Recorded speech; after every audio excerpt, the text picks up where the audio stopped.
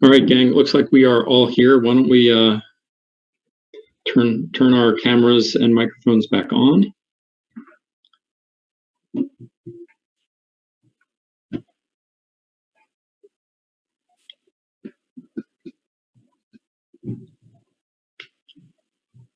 All right, there we are. Good. Nice to see everybody. Welcome. Is everybody ready to get started? All right. All right, well then, hello and welcome. Welcome to the July 15 meeting of the Board of the Valley of the Sun Waldorf Education Association and the school which we operate, which is of course the Desert Marigold School. Hope everybody is doing well and is healthy. As I mentioned at our meeting last week, Arizona is certainly a hotspot for COVID cases right now and is making national news for all the wrong reasons. It may be therefore a difficult time for some of us for one reason or another. So I hope everybody's doing well and coping well and holding up well. School reopening is a huge topic, not just with us, but everywhere nationwide. It's obviously top of mind. A lot of parents have questions, and that's perfectly understandable. DMS's plan to reopen was published on Parent Square on June 30th, so just about 2 weeks ago. I hope everybody's had a chance to read it. There's a lot of information there. And since then, the school has sent a pulse survey to parents and some other things. And so we will talk about that a little later. I'll continue to ask for patience from our community. Things are going to change between now and next week, it seems. Things are changing very rapidly. I know that everybody wants answers. Certainly everybody wants certainty. But I don't know that anyone in America has those answers or has that certainty right now. But I recognize and I understand that parents are in a tough spot. So, of course, our faculty and staff, again, not just at DMS, but everywhere. So let's try to be patient. Let's try to remain flexible. Things are going to change. The governor of Arizona, the mayor of Phoenix, Maricopa County, all of these are issuing different rules and guidelines and FAQs. Literally just today, the Arizona Department of Education issued additional FAQs and a new form, a template rather. So every few days, things keep evolving, things keep changing. It makes it very hard to plan. I understand it makes it hard for parents to plan. It's also making it very difficult for the school and for the board to plan as well. Please consider DMS to be the best source of information, whether that's emails from the school or content on Parent Square or what we talk about in these board meetings. There's town halls next week. There should be some FAQs coming as well. Please consider that information to be the best source, and non-DMS sources may not be the most reliable. Folks may pass along information that maybe they misunderstood or misheard, or they just didn't have the full picture or don't have the full picture. I suspect folks mostly mean well, but they may not be entirely accurate. And I don't want anyone to be upset or make the wrong assumptions. So please consider DMS to be the best source of information. We are continuing to meet virtually as a board due to COVID-19, as we have been for the past few months now, and the safety concerns and logistics involved with potentially having us together or others. At some point, I like to think we will get back to in-person board meetings, but that seems a bit of a ways off right now. The public is able to attend via Zoom tonight, and we ask your patience with any technology issues that might arise. I'll read the opening verse. The true aim of education is to awaken real powers of perception and judgment in relation to life and living. for only such an awakening can lead to true freedom. And that's from Rudolf Steiner. My name is Matt Walker. I'm board president, and I am the father of a student in the high school at DMS. Can I ask the other board members to introduce themselves, starting with John Elling? Thank you. My name is John Elling, and I'm the board treasurer. Gregory? All right. Can't hear you. Maybe the same issue as last week. All right, we'll keep going, and we'll. Here we go. Can you hear me now? Yes. Okay. I was double muted. Board secretary, father of 2 kids at the school. Nice. All right. April? April Sauer, board member, parent of a child at DMS. Nathaniel? Nathaniel Allen, board member, and I have 2 kids at the school. And Mr. Tanner? John Tanner, board member. Very good. All right. Well, thank you, everybody. I'll do a quick preview, as usual, of the agenda, and then we'll dive in. We'll start with some general board-specific items, including the upcoming calendar, as well as some upcoming activities and deadlines for us, the board. I might switch the order up since Priscilla is here, so maybe we'll talk about the budget and finance issues after the board procedures. We have a number of items to discuss there. Then we can circle to the COVID-19 and school reopening related topics. And then a quick update on the executive director search process and timeline. And that's it for our agenda tonight. For folks who are attending, if you would like to log your attendance, please click on the link in the agenda notice. It will open a Google form, in which you can log your attendance. You are not required to do so, of course, but you can if you so choose.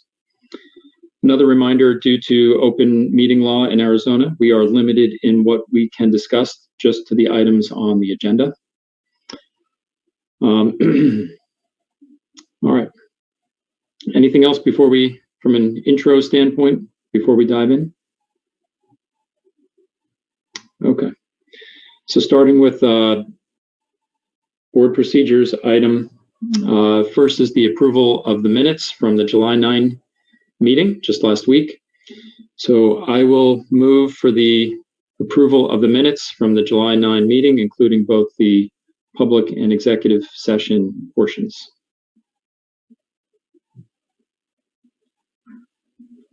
I'll second. All right, thank you, April. Any discussion? Hearing none. All in favor? Aye. We got 5 ayes and any abstaining? All right. Very good, thank you. All right, let's start with the board calendar.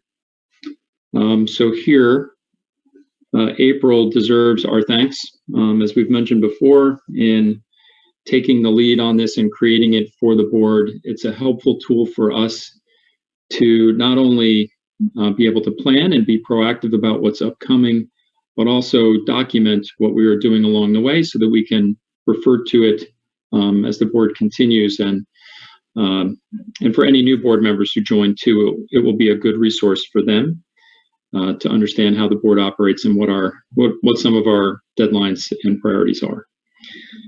So April, thank you for creating it. I know there are a few things to consider here. What did you have in mind for us to discuss? Okay. Well, most of it is self-explanatory, and I'm just going to be updating dates and events as they come about. And I plan on, there's a little marker in the header that says when I've updated it, so you'll know immediately when you open it up, whether it's has fresh dates or not. And I'll try to do that regularly. The only thing really to discuss on here is that we've talked previously about doing some different board education activities.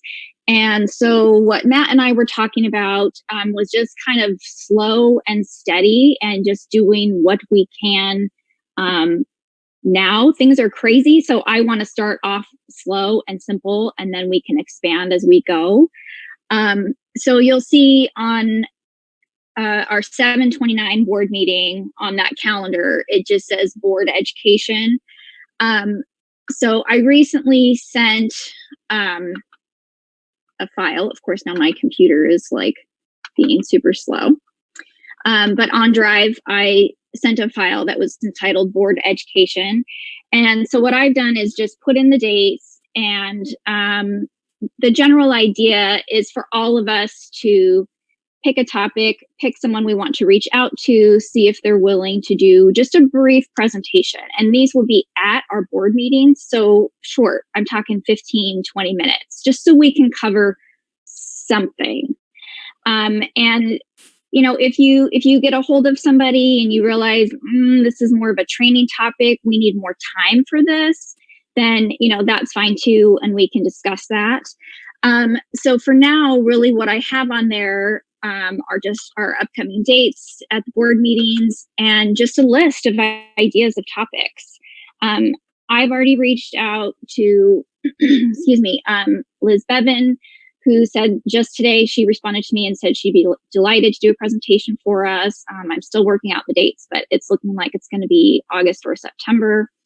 And then I've reached out to another head of school that I have a good relationship with, and she would like to do more of a training for us under the topic of board growth and like fundraising tips. So anyway, I just want to get your ideas from this. This is a document that's going to be alive and constantly moving and changing. So we don't need to get into the nitty-gritty now unless anyone just has some ideas that they want to throw out. Otherwise, I'm happy to just take suggestions, or if you want to just send me an email and say, hey, I'm thinking about this person, you know, I think they'd be great to do a presentation, and just reach out to them and let me know so that we're all, you know, on the same page of this. That was a lot of information. I'm sorry. Any ideas, any thoughts, anything you want to share, go for it.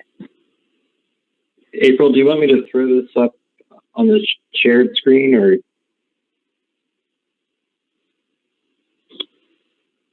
Yes, sorry. Okay, 1 second. Need notes of permission.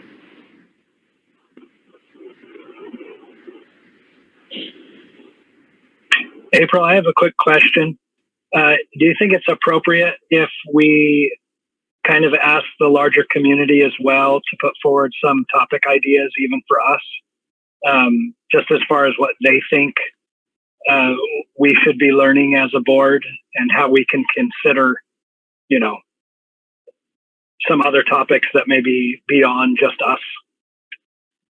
Absolutely, 100%. If you look at the list of possible topics, you'll see that it's a lot of things that parents have been talking about and that teachers have been talking about. So I'm open to any ideas and any possible presenters. I just really want this to be collaborative.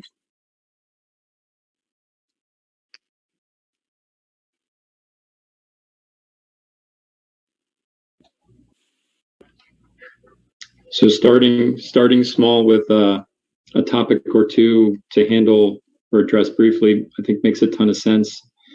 Doing it at a board meeting is a nice way of allowing the community to attend. You know, technically, under the Arizona meeting laws, the board can get together for non-board business outside of a public meeting. So I'm not suggesting we need to do that here, but there is a way to do that if for some reason we thought it was important. But at that meeting, we would have to very clearly not discuss any school business or any board business.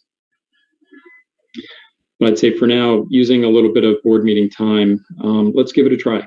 And if it works, great. If not, then we're revisit and figure out something else.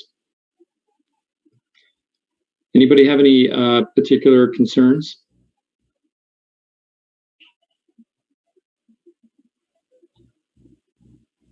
Okay. So April, maybe starting for the board meeting, that's about a month from now, that mid-August meeting, maybe that's a good place to start. Yeah, I think so. The dates that I gave to Liz Bevan were the late August and late September dates. And she said she could do either, but she just responded to me today, so I haven't had a chance to touch base with her again. But yeah, we will definitely have something set up for either one of those meetings, or maybe both if we get lucky. That would be great. Yeah, and I know that, well, that's all right. All right, thank you. Thank you, April. For both the board calendar and for driving some of this board education. The other topic here is what we are, at least for now, loosely calling a board operating manual. Similar to the comments I was making about the board calendar.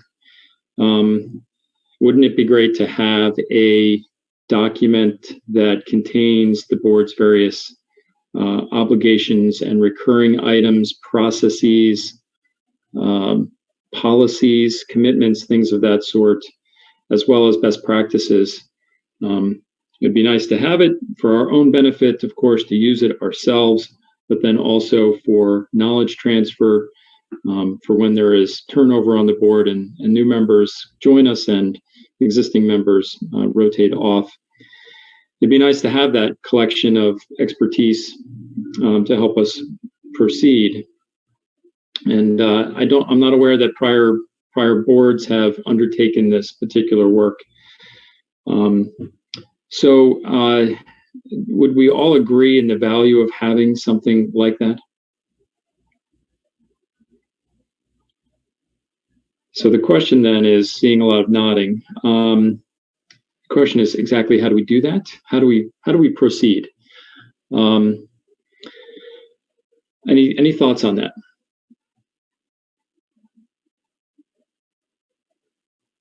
I'm happy to do it. I am one who loves research and likes to know that what I'm doing is accurate. And so I already have some of these things gathered. But being a new board member, I'm sure there are many things I don't know. And so I would just want everyone's input of, any documents that you come across where you think this is really important. We need to, put this in the manual. Because I would just love something that's in a hard copy in a binder in the office. Because I know everyone here has been on the drives and there's so much material and it's just difficult to know what's important and what's not. And what's from, 2007, which is clearly outdated. And we need some cleanup in there and we just need to run through it. So I'm happy to do that, but I need input from everybody on what's important and necessary for new board members to see as they join us.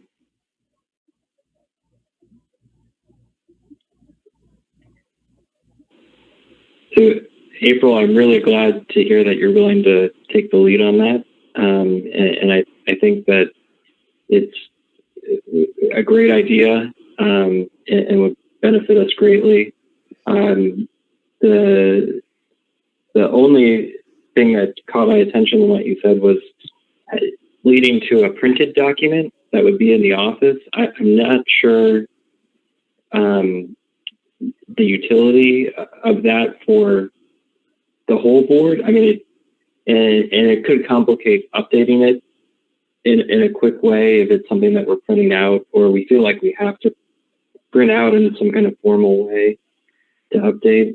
So I just wonder if having it in a prominent place in the drive might be a more accessible way, at least to the board and new board members as they come on, as a way to quickly get them that, rather than sending them to the office or saying, there's a copy of it here. And then I would worry about if there are printed copies of it, do people know which one is the most up-to-date version. Whereas if we just have one place where we have it, it could really keep things consistent. Yeah, I think that makes a lot of sense. I personally would love to have both. When I joined the board, I got a list of documents I had to read, and it was kind of up to me to find them, and it was difficult. And I'm showing my age here, but I immediately printed them out because I knew I would lose them in the drives, regardless of how much time I try to spend organizing my documents. So I would love to do both, but I'm pretty good at updating things regularly. So I feel like it's manageable, but I definitely want a digital copy for sure. And I want things labeled clearly so that we can just send, one drive or one folder to new members and be done with it. And there's no searching for anybody. We just need to get ourselves organized.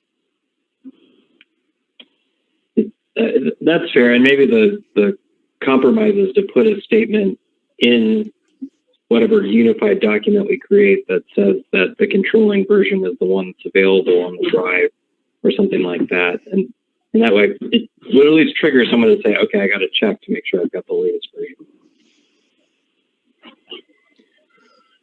So I'd say there's perhaps two things to do then. Number one is if any of us comes across documents, materials, whatever it might be, I'd say that we think would be of value for this purpose, funnel it to April. And I'd say also, April, let's think through what a table of contents for this might look like, because that will just get us thinking about all right, what are the categories of information we should have here? And then we can hopefully collect what we have, and it will also, I suspect, highlight where we don't have information, and we'll just need to construct it over time. Okay. All right. Well, it's terrific. Again, thank you, April, for taking the lead on this.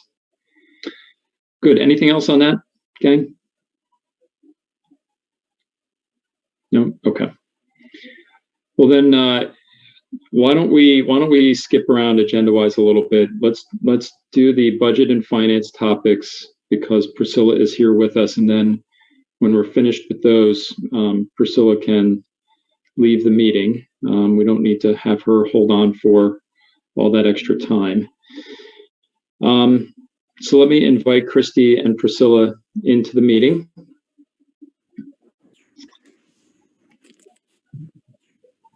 Hello. Priscilla, thanks for joining us.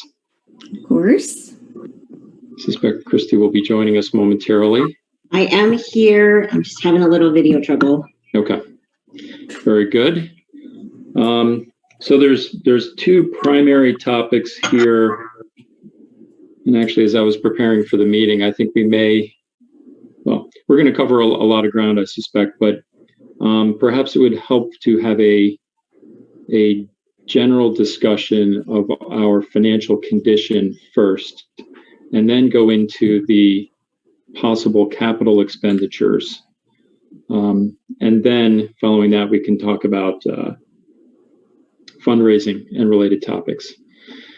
So maybe, John Elling, if you don't mind, did you want to briefly address anything regarding our general financial condition?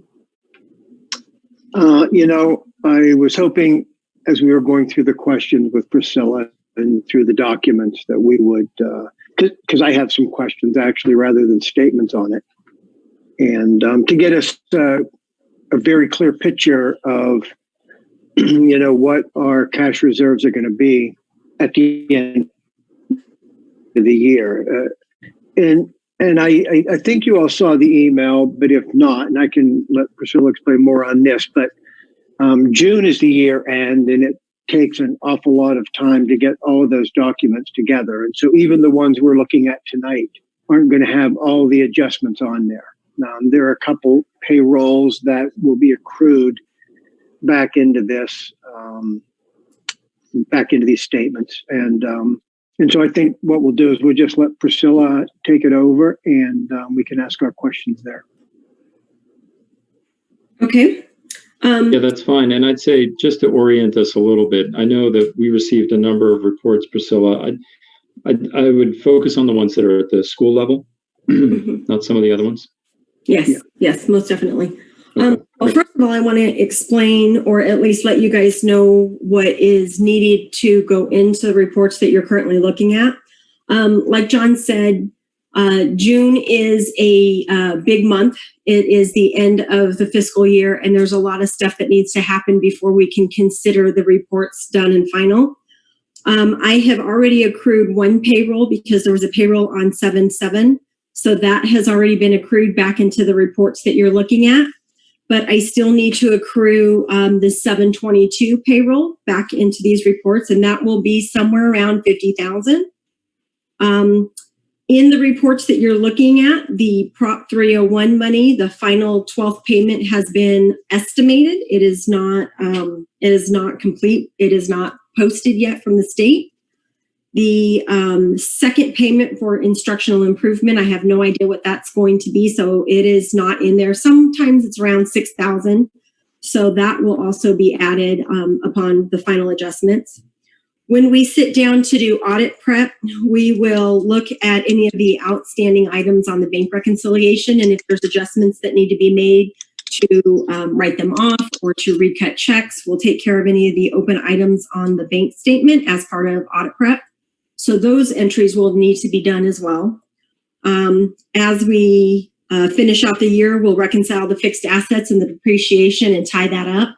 There hasn't been a lot of movement this year as far as buying more fixed assets, so it should be pretty accurate, but I still will reconcile it and tie it in. Bad debt. In the email, I believe I said 27,000. It is 32 when we're looking at the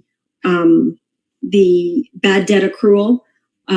Christy, Jessica, and I will sit down and go through that schedule. I know Jessica has already said accrue for it all. And I know with us changing our procedure in moving all of the parents' receivables to Parent Square, we were wanting to take it all off of the QuickBooks. So we are looking at a bad debt accrual of 32,000 unless something else changes. And then finally, there are some new guidances out regarding the PPP loans. The guidances are open for interpretation. And so my boss right now is looking at how we want to book the PPP loan. So some of currently it's booked as a loan. And the thought behind it is when it is forgiven, it will be recognized as income. And they're coming out with new guidance saying that because of the extension of the 24 weeks or of the 8 weeks to 24 weeks, and also the change in how much has to be payroll, if the criteria is met to where the forgiveness should happen, they're saying that we can recognize the income when that happens. So I am waiting for the guidance on if we book any of that PPP revenue back into 1920. So the fiscal year 19 and 20. So as soon as I get more guidance on that, I will be getting with Christy and we'll have those conversations. But so I just kind of wanted to lay that out there. There's a lot still that, needs to happen in order for us to be ready for an audit. So going off of what we have so far, everything else listed outstanding, the total income for the school this year has been $3.1 million, $3,123,000. The overall expenses, regular education is 2.3, special education is 344,000. The Prop 301 expenses is 167. We have some reconciling items of about $6,000 that we need to finalize. So our total expenses in those areas is 2.9 million based on the report you guys are looking at. So which one are you walking through? I'm sorry, I'm looking at the profit and loss one. The month by month or the? I'm looking at the total one. Okay. Yeah, It's much easier to absorb when you just see the one column. yeah. Okay. I give you guys Can the we- month by Sorry. month. Yeah, Can we put that up on the screen? That's where I was working my way up to. Yeah, I Thanks. think we can. Sorry. Yeah, I don't think there's anything confidential on that document. I think it's a one-pager P&L. 2 pages. Is it? Okay. That Oh, no, this one's a 1. this No, one's a sorry. one pager. Yes. Yeah.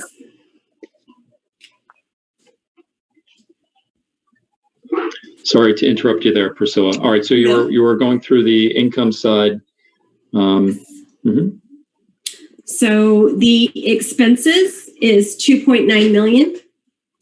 And then when we look at our other expenses, which includes the private program, preschool, the private preschool and kinder, and our depreciation, that brings us to additional expenses of 285. So our net loss so far this year is 77,000. So again, that loss could go up based on me adding the payroll in, but then it could go down if we book any of the PPP into income, which is what I'm pushing for. But we have to have all the ducks in a row. And the reason why I would like to book the PPP in is because then it helps your financial statements when you're looking at the RSF. But we have to make sure that the guidance, the accounting guidances will allow us to do it. And again, I will check with Brett, our auditor, and make sure that our auditor is interpreting the standards in the same fashion. Okay, that's really helpful.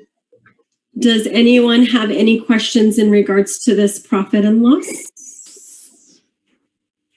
And I just want to clarify for those who are following along that when you said so far this year, this is really the last fiscal year that we just ended. Yes. That ended in June 2020. Yes. So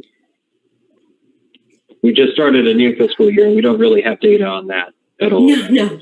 This is fiscal year starting July 1st, 2019, ending June 2020.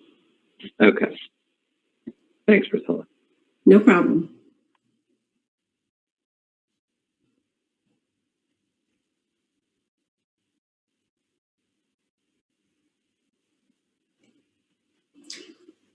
So the other reports that were forwarded are reports just to kind of break the data out a little bit better in terms of like the monthly data. I do give you a profit and loss by month if you want to look at trends and see, how the months go. Again, as you look at those reports, just keep in mind that because we're in charter intervention is requiring us to do quarterly financial statements. So you'll see a jump in expenses in September and a reduction in October because we accrue those payrolls back. Same thing with December and March. So if you're looking at those trends, just keep that in mind. So the next one that we'll look at is the budget versus actual. I'll give you a minute to put that up on the screen. I'm not sure who's controlling the screen. Gregory?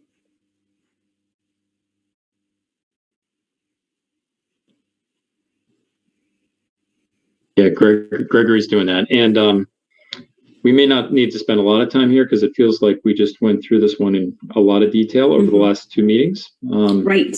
So maybe if there are high-level things to hit here. Otherwise, a lot of this looks reasonably familiar. Mm-hmm. So our actual is 3.1 versus our budget of 3.2. For income, our expenses, our actual is 2.9 versus what we were budgeting for 3 million. And then our other expenses were 285, and the only thing we budgeted was the 160 for depreciation. And that's because the other expenses are budgeted in the regular education up above. So we were budgeting a balanced budget of 0, and we're at a loss of 77.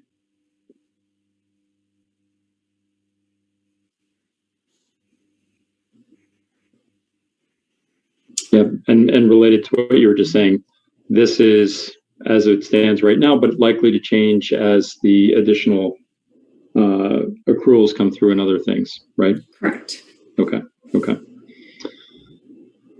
Do you Very want good. to review the balance sheet real quick, or it's informational? And Yeah, I think the balance sheet is probably worth us discussing because, at least as I understand it, that will show us where there is a little bit of cash on hand, so to speak.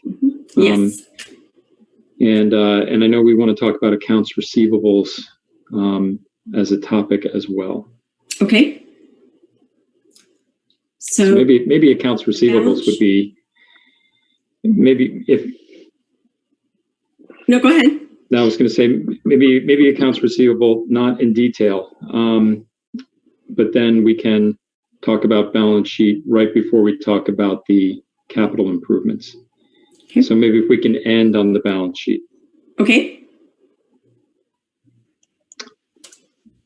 So again, I don't think we want to show that particular document because it has a lot of names on it. But go ahead, Priscilla. There's a summary line item somewhere? Well, it's on the balance sheet. Oh, it is. All right. Well, then So if we look at the let's put balance the balance sheet, sheet up. Yeah, let's do that. Okay.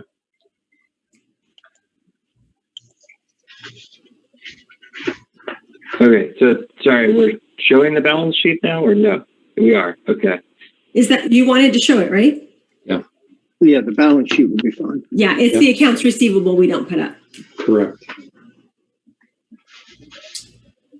So looking at the balance sheet, and again, this is subject to change, but so cash on hand, we have 317,000 in the operating account, 92,000 in the PPP account, which some of that will be moved over because we did use some of that money. And in the savings account, which is designated for the 301 money and restricted funds, we have 61,000. So total cash on hand at the end of June is 471,000. Hey, Priscilla, Yes. on the so the MidFirst Bank has the 92,000 in. Now, because we've already done the July 7th payroll, is that going to lower that amount? Yes. And then I think we finish it off with the July 22nd payroll, correct? I believe the July 7th payroll finished it off. Or the July 7th. So that's really, that's going to be zero, that MidFirst Bank Yes. cash on hand. Yes, that 92,000 that you see, that's the 622 payroll and the 77 payroll that need to be transferred. Correct. And that'll zero out the MidFirst account. Yes. So when we look at accounts receivable, the 27,000, there are some totals within that account. So currently there is $32,327 in uncollected tuition that Jessica is going through and identifying what she feels is collectible and what is not. I think for purposes of closing the financial statement, it has been determined to accrue for all of it. Our prior year's accrual for bad debt was 19,000. And so those two numbers are in there. And then also there's a receivable in there for the Prop 301 currently for 14,000. So to recap, the main amounts in there is accounts receivable, which is uncollected tuition, 32,327. There's uncollected Prop 301 money in there, 14,584. And then there is an allowance for bad debt, a credit that we've already expensed in prior years for 19,268. When you add those all together, should be 27,642. And that is what is reflected on the balance sheet. I know that's a big number and lots of data. Are there any questions on the accounts receivable?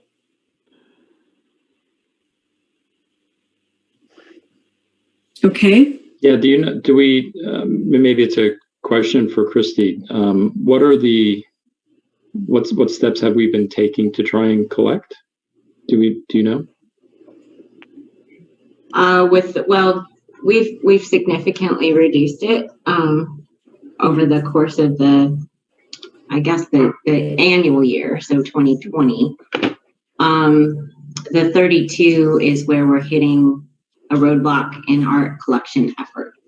And that is why we're at the point where we probably have to allocate that as bad debt for the year. And this is, what types of tuition is this? The private program, what's included in here? The private program, and I believe drop-ins.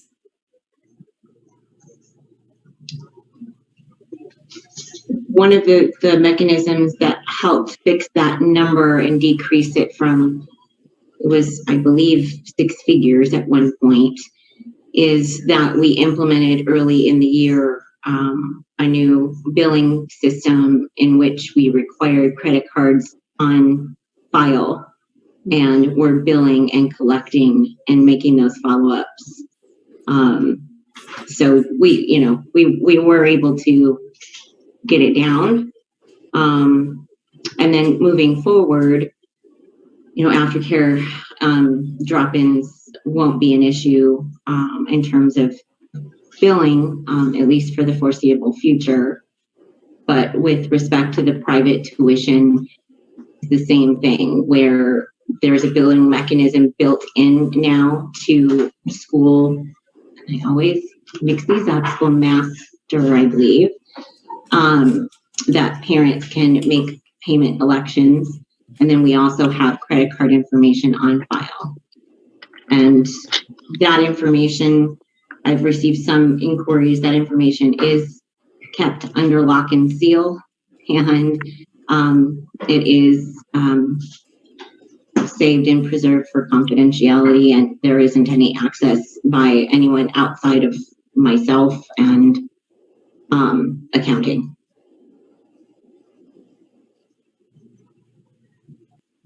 Matt, is it appropriate for me to find out if there's a way of getting like a consolidated version of that document going forward, rather than breaking out all the individual itemized receivable accounts, categorizing them so that it is something that we can put up and be discussing without having names associated with balances? Just having an AR document that kind of has a chart of accounts as if the expenses do. Maybe that's a question for Priscilla, if that's even easily possible. Well, going forward, the accounts receivable tuition will be done in the Schoolmaster program. And so we can check to see what kind of reports they produce. But generally speaking, it would be tuition. I mean, I'm not sure what kind of detailed report you're looking for, because the detailed report is the families. So are you just looking for a breakdown in like tuition versus? Yeah, a less detailed report. Not a detailed report. Yeah, going forward, it won't be an item on the balance sheet because we are not going to record it as a receivable. It will all be, it's going to be recorded as income when the income's received instead of a billing. Part of the reason why we had to do it like this is because we were billing through QuickBooks, and the only way to bill would be to create an invoice to invoice the families. And when you create an invoice, you have to recognize the income because that's the only way to do it. And so in Schoolmaster, because it's a system separate from our accounting, all of the open balances and the amounts due will be in the Schoolmaster program. And if I'm not mistaken, the Schoolmaster program also requires the credit card that Christy was speaking about. And it's automatic billing in the Schoolmaster system, so it should not be this difficult to collect. Okay, thank you. Did I answer your question? Yeah, no need to go through the effort if it's a problem that there's a solution to that satisfies the request. So that's good. Okay. Yeah, I'd forgotten that we're changing how we account for these things going forward. Yeah, I mean, I don't know if any families who do owe, if any of you are listening, if you can, please pay what you owe. We do get a lot of grief about finances at this school at times, and boy, it sure helps when parents are able to. And I understand maybe not everybody's able to, but when parents are able to pay their bills. So are you looking for a decision then on the 32,000, writing off the 32,000 basically? Yeah, I think Christy, that would be your. Yeah, I don't know that we have much of a choice, right? we've done as much as I think we can do, and now that the fiscal year is over, I think we need to cut our losses, or at least that's my recommendation, and to allocate that as bad debt in order to move forward with the finalizing the books and preparing for the audit. Agreed. Any concerns or objections to that, board members?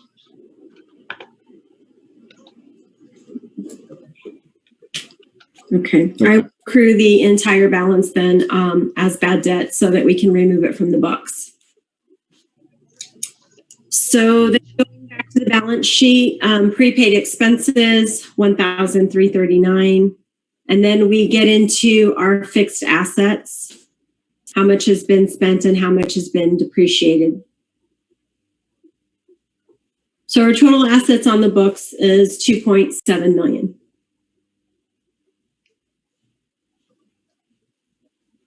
Okay, moving down the balance sheet to the light. Does anybody have any questions on any of the assets? Not questions, just a comment. With the assets, in our discussions with RSF Social Finance, they have indicated, at least initially, that they may require us to maintain a certain level of liquidity. I don't have any idea what that is going to be or look like. It's just something for us to be aware of. And I imagine it would be in those first couple of line items is where we would maintain that liquidity. Mm-hmm. So not that we're contemplating spending every dollar we have right now, but there may be additional reasons we need to hang on to a little bit of cash. Yeah. Okay, moving down to the liabilities and equities portion. At the end of June, we had $23,000 in accounts payable. And credit cards, we owed $1,000 in credit cards. We have some payroll liabilities. And I think that's health insurance that was prepaid. The accrued payroll expense, that is an auditing entry. That is from taking the 7/7 payroll and accruing it backwards. That dollar amount will go up when I process 7/22. That's your accrued payroll. And then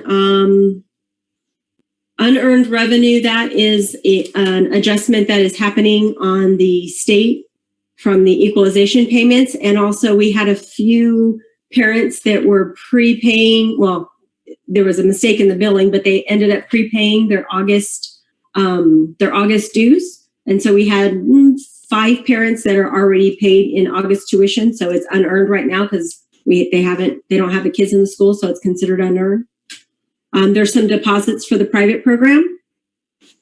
And the short-term loan is our community loan. And to note, because the community loan was taken out in December and we did not start paying it until May, there's some interest that was accrued, and that interest is already a part of that total. And then we have our long-term liabilities, the loans from RSF and Michael, is it Michael? The 2 big loans that we have. We are Crabtree. I'm sorry. Yes, Crabtree. Thank you. Crabtree. Mm-hmm.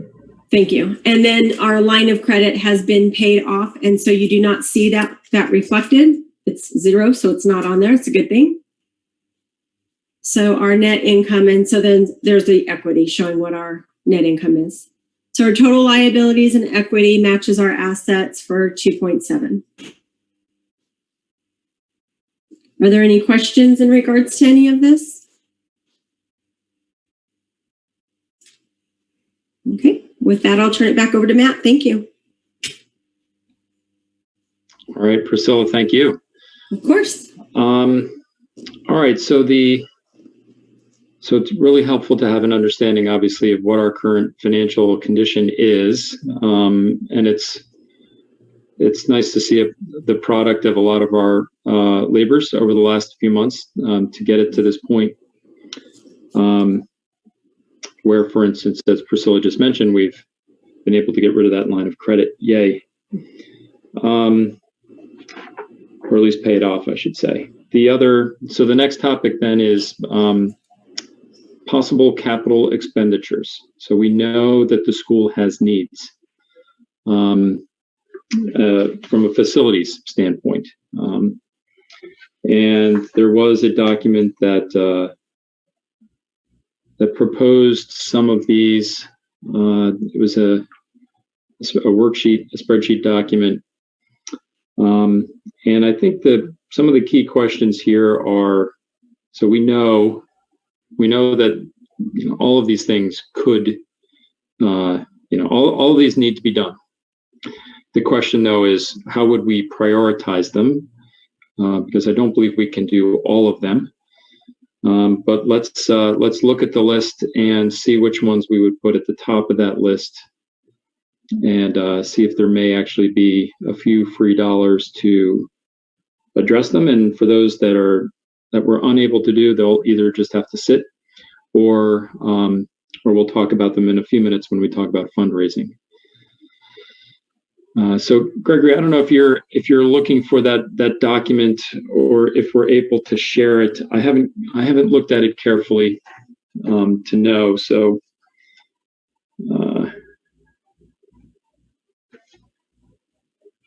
Christy, is there anything on here you think we should not display? I haven't seen this for a couple of weeks since I sent it, so I don't believe so. I think these are all free to discuss in public. So, and let's just say too that they're just estimates of cost. These are not precise costs. We haven't gotten bids on most of these. There's probably a typo or two in here somewhere. So let's just be mindful of that. But this, at least as we have it now, is the list that we're working from. Mr. Tanner, I know you've worked a lot on this list. Did you want to guide us through a little bit here, or point to a couple that you feel are the highest priorities? You need to get the sewer pumps fixed. Yep. Okay. And Steve Paolo did get an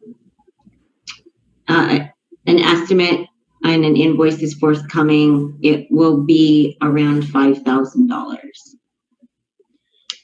They really worked with us and were mindful of what approval limits were available, at least to administration and school. So they did quote us at 5, and we are expecting an invoice any day now with detail.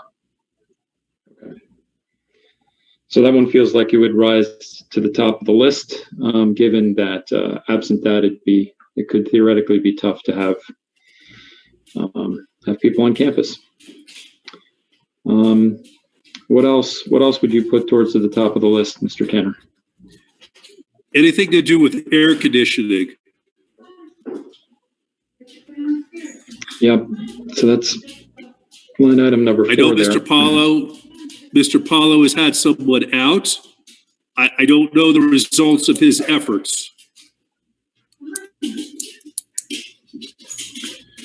Yeah, so this one, Ms. Christie, would you know any figures, be able to quote any figures from that? I can look them up. I know that, we use Wolf Mechanical for our AC systems. they were out. They did service to many of them, and just also did an inspection of all of them to assess their viability. And so I know that there have been invoices submitted. If memory serves, the service just to maintain them was about $2,000 to $3,000, which we've already put in the pipeline for payment. With respect to the units themselves, I know that we have issues, and I think it's reflected on this worksheet potentially, where Mr. Paulo indicated that some of the units are not the appropriate size for the buildings, and that's causing some issues. We're overtaxing, and they're on their last leg. In particular, right now, what's considered the 8th grade building. So I would say those are two high priority issues. Assuming that we're back on campus.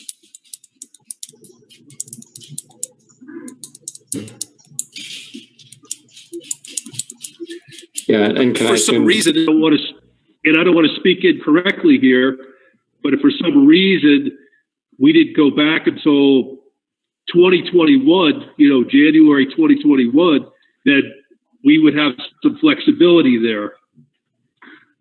But looking at the April 17th date, put those as high priority. August. I think you meant August. What did I say? April. April. Yeah, Sorry. that's all right. August 17th. It's Hours date, and I made a mistake. My apologies. August. No worries. Am I right that the air conditioning units are also the heat for the buildings? That is correct. Okay. All right. Yes, sir. Well, I mean, it's just a matter of time. I guess my only concern about the air conditioner line item here is it's just a big number. Is there a way to sequence or prioritize even these so that we're not looking at a single bill of whether it's 80,000 or some other number? Is there a way to prioritize the ones that are either in most need of replacement or are being stretched and strained because they're the wrong size? They're undersized for the building. I'm sure there's a way to, I don't want to use the word Band-Aid, but to coerce them to work for a little bit longer. Is that your recommendation? I think it would be mine at this point. Well, I'd say let's see what else is on the list, but yeah. Matt, I just want to throw out the idea that, I know you say it's just a matter of time. Is there a mechanism of spreading it out? Really, time is that mechanism. And so I would be curious if we talk about, in the event of an air conditioner failure, where time is said, now we have to replace it.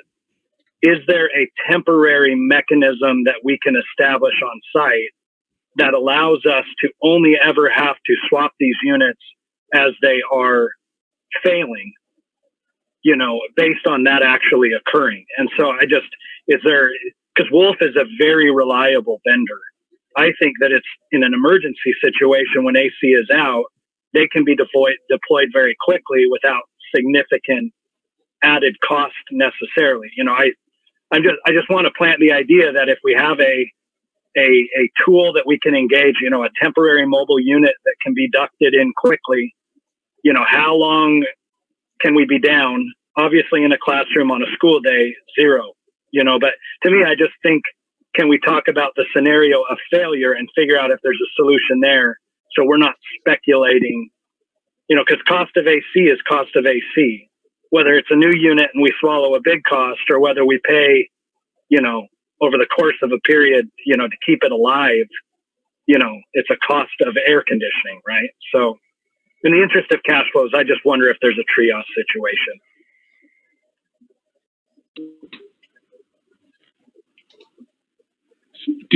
So you're asking me to report back with that plan? Is that correct, Mr. Allen? I don't know that there's an easy way for you to determine that answer. It's more of a question to the board. Is there some thinking we can do around, a temporary solution? I'm sure that if we contact Wolf, that we're not the only body or facility that has this predictive dilemma. What tools exist that would allow us to potentially triage it. So it's just more of a discussion. It's not a request of you necessarily, John. Okay. Yeah, I mean, continuing to use them until they break is a sound strategy. You just have to have cash on hand for when one of these breaks. And so you make it, you make that cost benefit decision of, can it be repaired, or no, it just needs to be replaced. And then if it needs to be replaced, it could be, some of these are 18 to 20,000.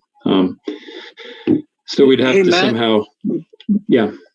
I was just going to say, maybe we can have Wolf actually even come out and take a look, because there are multiple pieces of equipment there.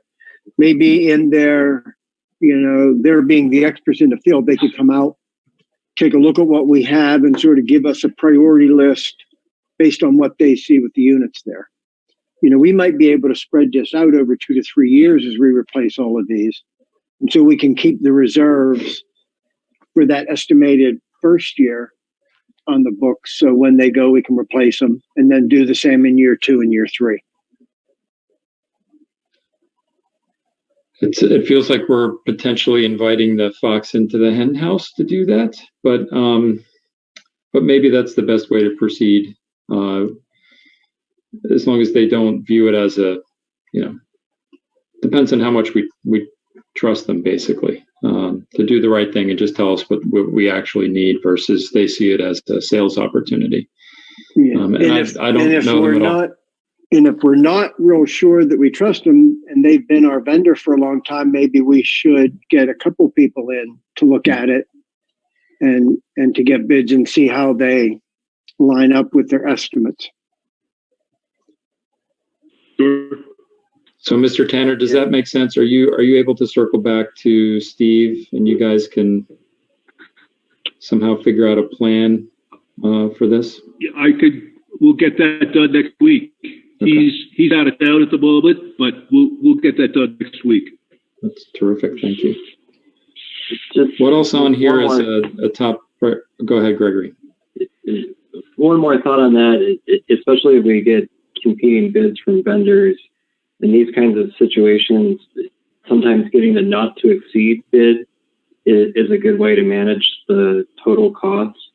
And the bid might look something like, we want a bid from you over the next 3 years to replace all of our AC units that we know need to be replaced.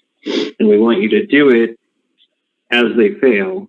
And we want you to give us a bid on what it's going to cost to do that sort of plan. But we need you to limit the total cost of it, so we know all in up front what it's going to be. And many contractors can provide that kind of bid. And then the risk is on them about any cost overrun. I understand.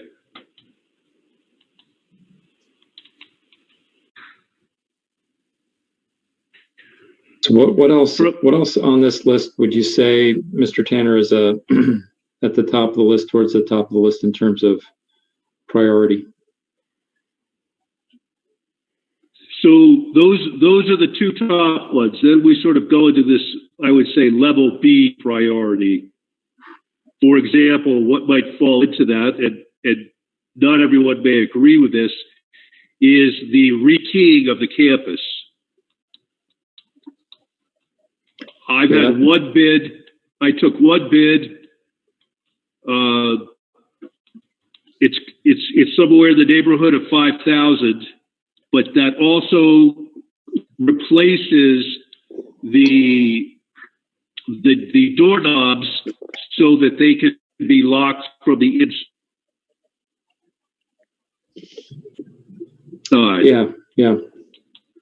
The significance of that is part of our need to implement emergency response procedures, and that is a primary one. Yeah, I mean, here we're talking about physical safety, and that I would put that towards the top of the list for sure. Does that alone satisfy the door requirement, John and Christy? Do you know?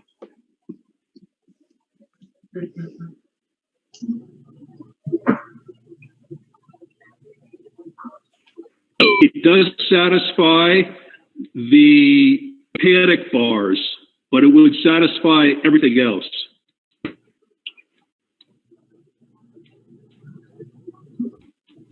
And we don't have a quote on the panic bars. No, sir. It was.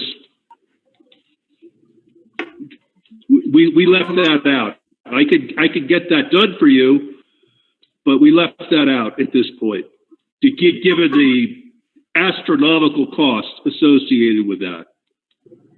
Yeah. Well, and the complication for the rest of the board is we have disparity between door makes and models and all of it, right? So it's complicated. Right. That is correct. I don't want to add to your workload, John, but I would love if it's just a matter of asking them to actually put a number on it. If the only other requirement is the panic bar, having a centralized, or having a single organization do all of it, I think has a lot of benefit. He's easy to work with. I could get that done for you. That's not a problem. Thank you. You're welcome.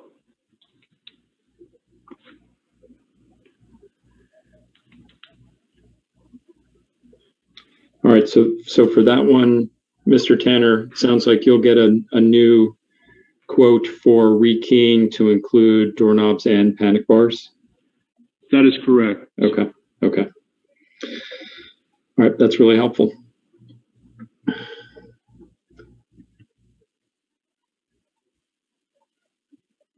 Board members, what else did you have questions about looking at this list?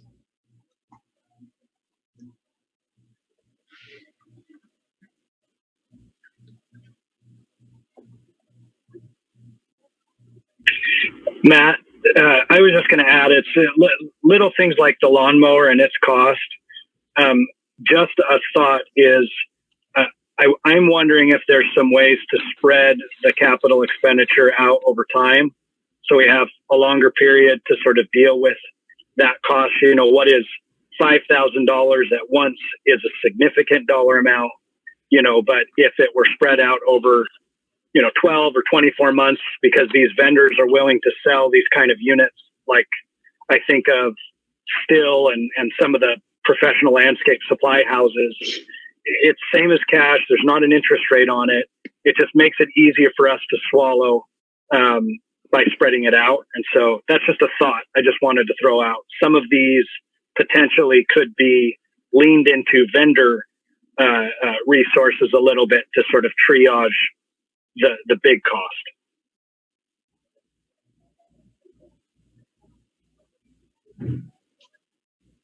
We can look into that as well.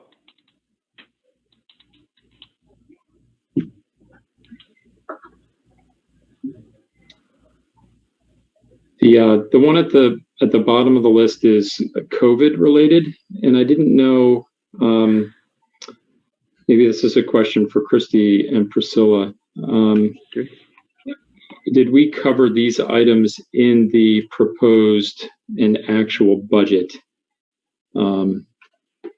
There's a line item for things like cleaning supplies, thermometers, trash cans, no-touch sinks, and things like that. So we did include in the budget, I believe, Priscilla, correct me if I'm wrong, the $50,000 ESSER grant that we as a school will get to cover supplies such as those. Is that correct, Priscilla? Yes, that 50,000 was in the income. Yes. Okay, so that 50,000 could be utilized to cover those expenses listed. The cleaning supply, like the cleaning services, is a separate line item, not included in this spreadsheet. It's been budgeted and it's outside of any COVID related expense. Yep. Okay. Because I would say anything like this needs that the school has to accommodate whenever we return to in-person learning would obviously be at the top of a priority list as well. Now, if we already have money set aside for this in the budget, great. We don't need to account for it here. But I also, if I read it correctly, and we'll talk about it when we get to your report, Christy, there was a proposal in there to add a health service, and I thought the ESSER grant was also going to be used to pay for that. So, all right, we'll just have to be aware that $50,000 grant has a lot competing for it already. Okay. All right. So, any other questions then, specifics on the specific items here that we have not already touched on?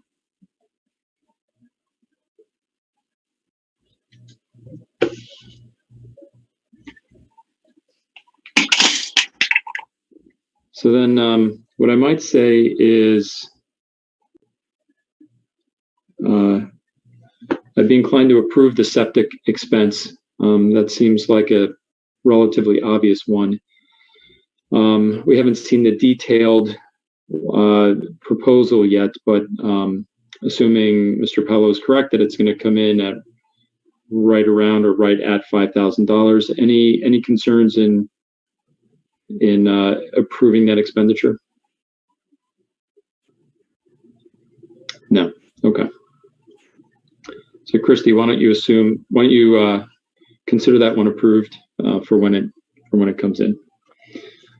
And it sounds like we'll wait to hear back. And I'd say, Mr. Tanner, when you have these additional items, just let us know and we'll get these on the agenda for the next board meeting after we see the whatever comes from the air conditioning discussions you'll have, as well as the rekeying. And the lawnmower too, spreading, Nathaniel said, yes, spread that cost out somehow. Okay, I'll work on those three items.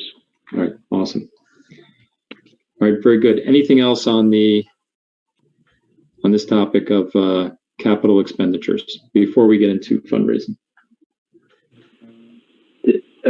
Do we need to vote to approve the septic system expense once that comes in?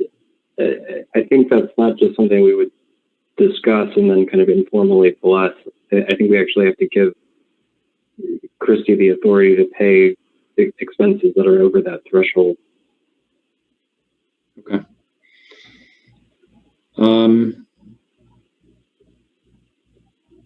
Well, then let's give it we don't know what the exact amount is. Why don't we give it a not to exceed? Yeah. Okay.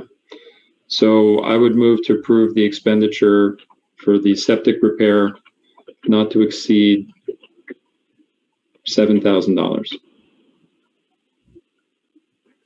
Giving it generous. Second that. All right. Any discussion? All in favor? I think 5,000 should handle it, but I don't object to your motion, but just so you understand and the board understands, I think the number was 5,000. That was the information I gathered. Yep. And I'm not And if trying it is, to contradict Miss Christie in any way, shape, or form. no, that's right. And if it's under 5,000, I think that's Christie has that authority anyway. So this is only in the event that it's over 5,000 for whatever reason when the proposal comes in. I understand. Thank you. Yep. Good. Any other discussion on this one? All right. All in favor? All right. Unanimous. Very good. All right. Then let's turn our attention to fundraising. And perhaps the list we were looking at, let's keep it in our minds because there may be some of the items on there that become relevant. So as the agenda item indicates, the idea here is to discuss fundraising needs, strategic planning, and communications. Now, during the board member interviews, Nathaniel expressed an interest and raised his hand to address this, and since then did the same. And April has from time to time expressed a desire to improve our capabilities and our approach. But I know Nathaniel has put a lot of thought into it, in particular very recently. And so let me turn it over to him to lead us through this portion of the discussion. Thanks, Matt. Greg, is that you can put this up? I don't think there's anything final in it, so I think it's very much a draft and a discussion document. And I think it's important that participants, people watching, that they understand that this is just that. It's a discussion document. So for me, I think it's important as a board that we come to a similar understanding. And I think even some of this should transition into what April has agreed to work towards, which is sort of the operating manual and procedure that the board follows, not just the governing bylaws, but really just some practical operational things. I think it's worth saying that we are the directors for a charter school, which is Desert Marigold, but we are also the directors for a nonprofit 501c3 organization. And for me, my experience in that space is we really need to define how we think about these things so that we can be productive as we talk about them and as we establish expectations, plans, and we pursue those. So this little presentation is just meant to be thought-provoking. It isn't necessarily meant to even take a lot of discussion time. I just kind of want to go through it on a high level quickly, and then if there's anything that anybody wants to talk about specifically. And none of this is so formal that it needs to be thought of as required or permanent necessarily. I think we need to all be thinking about fundraising the same way, personally. So is everybody okay if I just dive in? Okay. Really, these main discussion points are just a little bit of granular context. I don't really want to get into great detail about terms and usage and definition of those terms. I know that there's one thing we throw around, which is the tax credit. And for whatever reason, the word credit, everybody has different definitions of. And I think that really, I think the responsibility of understanding those details falls back on the individual donor and on their certified public accountant or their when they go to file their taxes, how they record it and they report it. So for me, talking about fundraising is we need to really establish what is the amount that we're trying to go after, and whether that's for operational expenses or whether it's for capital expenditures, because I know, and you'll see real quickly that we've used different terms in the past for different things. and I'll get into the specifics of what I'm referring to, but it's, if we're only going to ask for $400 from families, we should stay on that topic, right? It should just be, this is what we go for. It happens to be part of the Arizona tax credit, program. So we can offset that $400 in sort of an interesting way with a program the state has. But I think the dollar amount we're talking about is a lot higher than that. If we do break it out on a per child basis. But I really just want to standardize the way we talk about these things, and put this out as food for thought. So I'm going to get sort of granular for a second, which is, if you'll switch the slide, Greg.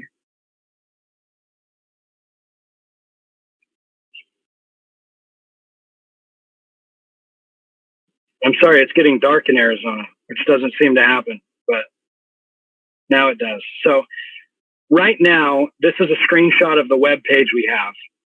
And we've consolidated, for simplicity's sake, there's nothing wrong with this necessarily, but the idea of payments and donations. And I'm just going to give some examples of how I look at that. And to me, it's, payments, bills, that's a very different form of money than a charitable gift or a donation. And so I think we miss an opportunity in this specific, not setting up a page that is dedicated to the donation mechanism, the transaction, the way that we steer people to give money, and I think it needs to be simple, clear, dedicated, independent. This is just my general thinking about it. So I pointed out a couple of things on this presentation, and it's separate portals for donations to avoid correlations between bills and gift giving. The payment type, that item self-resolves, and it reduces confusion if you don't have the options there necessarily. And again, this is just my opinion of it. So take that for what it's worth. But pre-defining amounts with options for customized amounts, if everything's so open-ended, I don't really feel like there's a specific ask we're giving to anybody. So it's like, really, $200 is as meaningful as $2,000 if you're in the shoes of a donor, and I really want to think about it that way, because it's all amounts of money in any quantity help us achieve our goals. Now, I think we need to set these goals, have them very public, have the community involved in setting the goals. But it's as little or as much as you can do is sort of my general thinking about it. And it's not an obligation, right? And so I have the luxury of saying this. It may not match reality in some regards, but I think it's worthwhile to have the discussion. So if you'll take us to the next slide, Greg.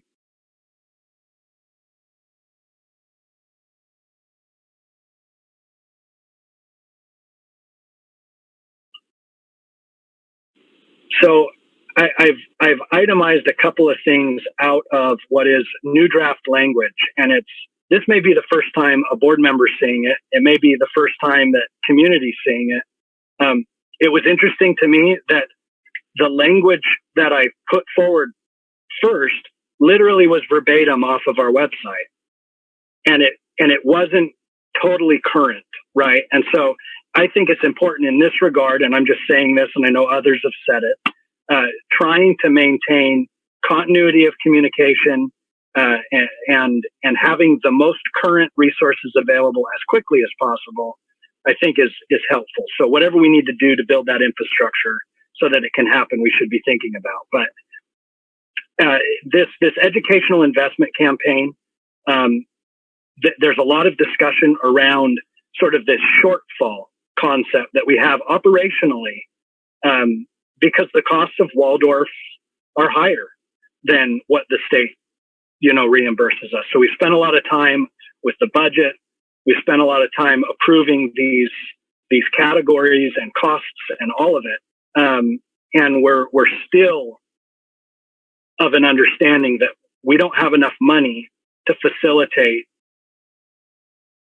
several things that are critical to the education system that we're a part of. And so I'm just pointing this out, that we really need to hardline define what we think that shortfall is. But I'm not even sure we want to talk about it in reference to the number of your children's heads, right? Because to me, I have 2 kids at the school, and this is just me being totally practical. To come to me and say, hey, you've got 2 kids, that's a $4,000 shortfall caused by the number of children you have in this school. It just, whether people say that or not, that's when I read it, I'm like, oh crap. How am I going to come up with $4,000 extra, on top of everything else? So I think we need to be realistic even in the ask. I also think that if we speak about the different mechanisms of raising funds, so like this uneven distribution that exists, and I know a lot of thought has gone into this. I think it's important that it has, but the state allows us, if you're single, to put forward $200. If you're married, put forward $400 as part of this. And it's, if you're married, I would love for you to put forward $400. And if you're single, I'd love for you to put forward $200, regardless of the uneven distribution of how it potentially works out to the individual child. Because to me, we're building a best-in-class Waldorf experience. There's a different facility than what public is used to. There's different curriculum that is involved. There's special training for our teachers, and that instruction is necessary for them so that they can be better in the classrooms. And they're already fantastic. That goes without saying. But anyway, I pointed out because these 3 items sort of come forward just in the discussion, and they're itemized. But if you go to the next slide, there's just some further thinking about them in particular. And again, I think we just need a simple, clear, dedicated, and single transaction point for fundraising. So all of us on the board, admin, staff, parents, community, there's just this singularity of, well, if you're going to donate, this is where you go. And it needs to be very self-explanatory, and I know that the current payment is, well, yeah, it's self-explanatory. Put in the amount of money you want to give and sign up. But I don't know that we're steering the information well enough that it's helpful. It's simple, don't get me wrong, but I don't know that it's driving anything necessarily. So the number 2, which is this known shortfall, and there is one, what the exact dollar amount is, it's probably right here. It's around $2,100 per student. That's an operational consideration, right? So that's really what we're admitting is we need this money to facilitate the education we're already in swing performing, right? So I think it falls outside of what I'll call key initiatives or these larger, big fundraisers to do meaningful, visible, helpful things, and this may be more the nonprofit hat we have on at the moment. It may not just be deliberate. We have one school charter that we operate against. And so really all of our purpose is for it. But I think that there is fundraising outside of even just facilities or whatever. Maybe it's to promote the Waldorf curriculum generally, and I don't want to get distracted by any of that necessarily. I just want to throw it out. So this is a critical distinction to make, that by choosing Waldorf, we recognize the cost of education is more expensive than other forms, right? And again, I want to move through this quickly because I don't want to get into a 12 o'clock board meeting again. But number 3 is we need to standardize how we communicate our needs, et cetera. And I reference this, and it's not meant to be deliberately offensive to the people that put together this language, because I don't think it's what was intended. But if on the same page you say it's $2,100 that we need, but then you only give them a mechanism for $400, it's just this sort of mixed message. It's like, well, how much do you really need for my child, right? Because we want to help. We want to help facilitate those things. So in short, I just think we need to be simple and specific in what we're asking for. It's a really long-winded way of getting to that point. But if there's something somebody wants to throw out, please do it anytime. Cut me off. I'm not offended. But we can move to the next slide.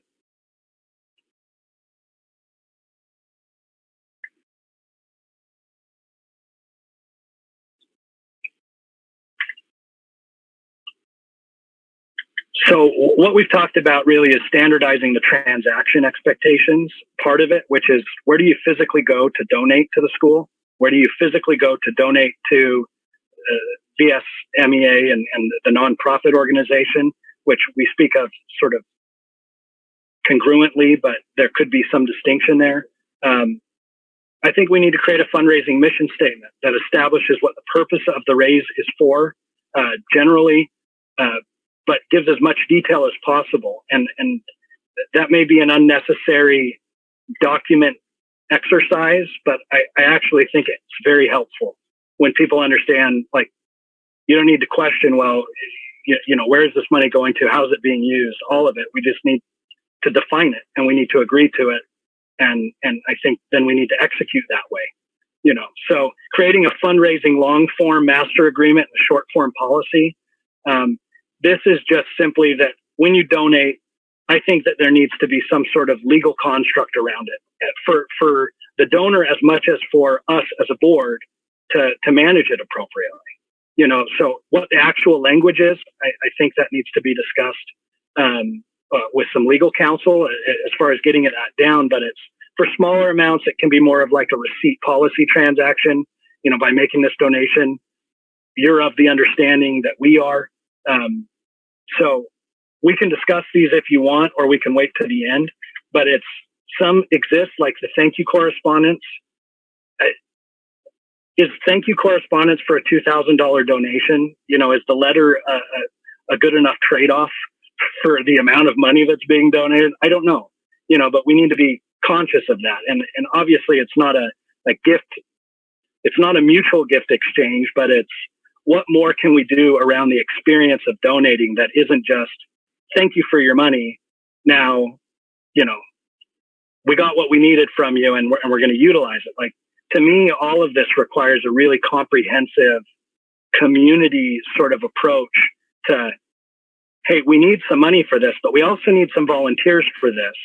We also need to have some events where we're together to do this, COVID aside, you know, but a lot of these projects are building projects. Those are the ones that are easy for me to get my head around. And there's other projects, but I'm using those as a reference point because they're easy to discuss specifically. So let's move to the next slide.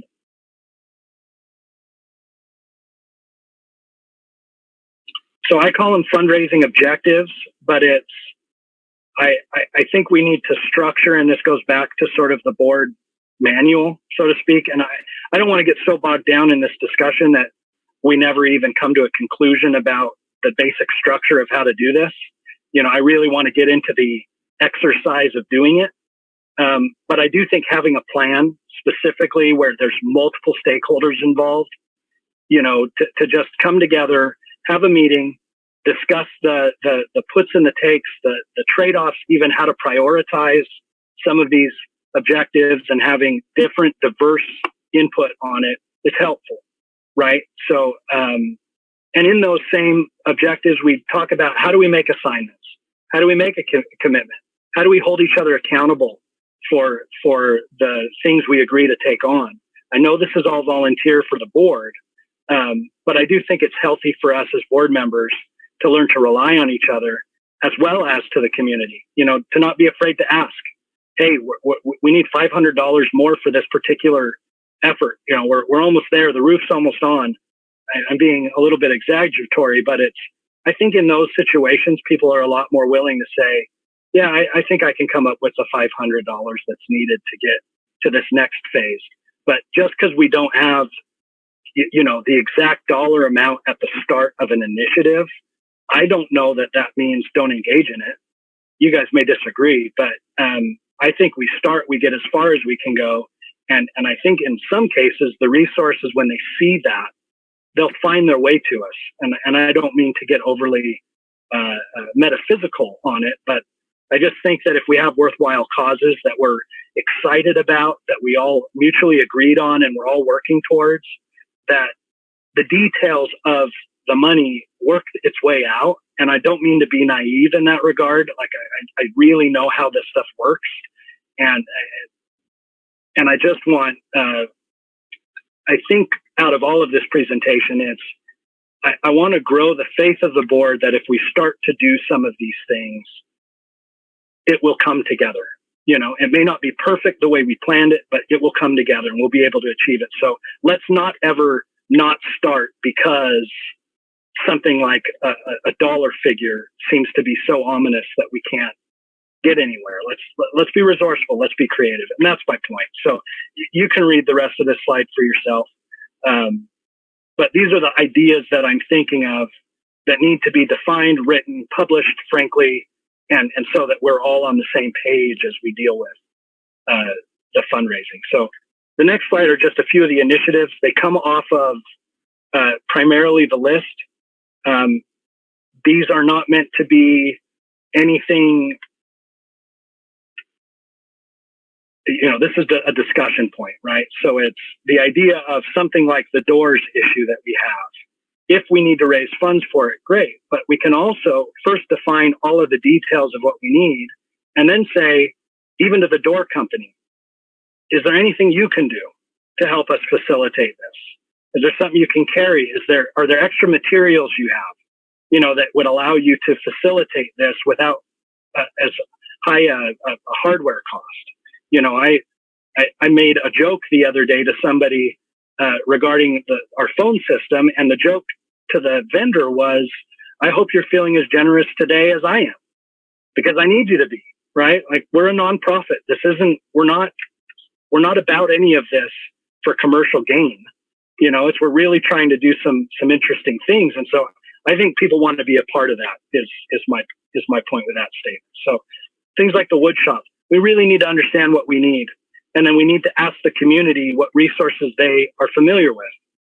And I think April's relationship as a potential panel invitee to come in and sort of give us some training, I think they think this way. I just don't want people to think that fundraising is, hey, we need $10,000 or it's not worth starting. That isn't it at all. This is like, we're a family, we're a community. We may not even know each other, but I think we can come together and achieve some success. So things like the garden, you know, the garden has had a hard time, you know, and it's how do we help breathe some life there to facilitate really what the value is. To me, it's a key feature of a school. In this case, for Waldorf, there's a use by classes. There's there's potential for harvest.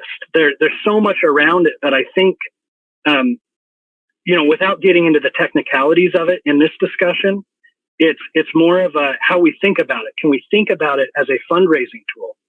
You know, can we hold monthly seminars around biodynamic farming that happen to use that facility on the weekend, and we're able to earn some money that way as a nonprofit, so that our school can use it during the weekdays. You know, does that same expertise that comes with the weekend seminar benefit us?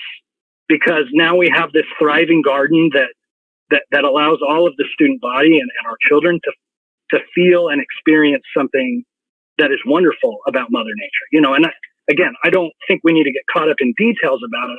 This is more of a thought-provoking exercise. So the next slide is really the discussion points. And they're things that I would love the board to just be conscious of. You know, how do we communicate around our fundraising wants and needs? How do we discover what those needs are? All of us have busy lives, and there's stuff that's less important, and I don't mean that in an offensive way. It's just the same priorities that I have for my family and my children is different than, you know, Matt and yours. And how do we find out what this community needs? How do we bring that forward to the board in a productive way? How do we prioritize it? How do we initialize the resources needed to help facilitate it? And to me, this is just, it's a plan document. It fits into our operating procedures that just says, this is the mechanism. And I don't think there is a mechanism. That's the only reason I'm spending this time talking about the parts of a mechanism. And then how do we follow up? How do we report? How do we let people know the success of the money that they donated or the time that they donated, you know, how do we turn it into more than just a transaction? Is the point. You know, this is, to me, we're building a world in this school, and a lot of it's built already, and that credit goes to those before us, and there'll be people after us that facilitate, you know, even more great growth to this world. But we can discuss it if you want. The next slide is really just about potential donation sources. I think the whole point of all of this really is just what I've said already. It's, we need to make our needs known, and our needs are not just money needs. There's time, there's effort, there's volunteering, there's materials, you know, there's supply houses that want to do this. There's vendors that potentially would want to be able to say they've done this. You know, there's lots of reasons why we don't just need cash.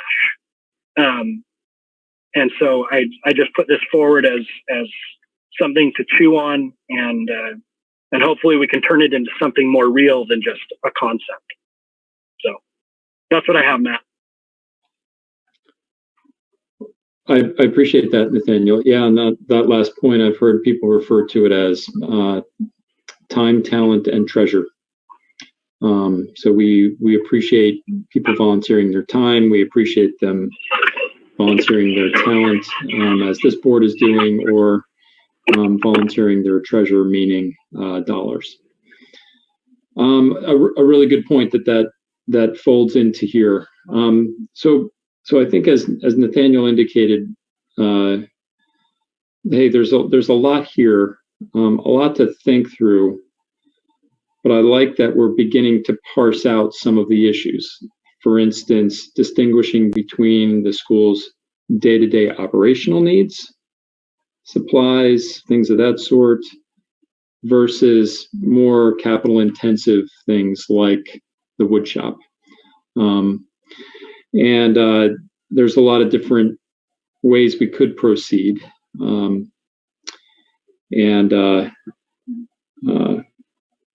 But let me stop talking. I had a chance to review this in advance. What questions or comments, board members, do you have for Nathaniel?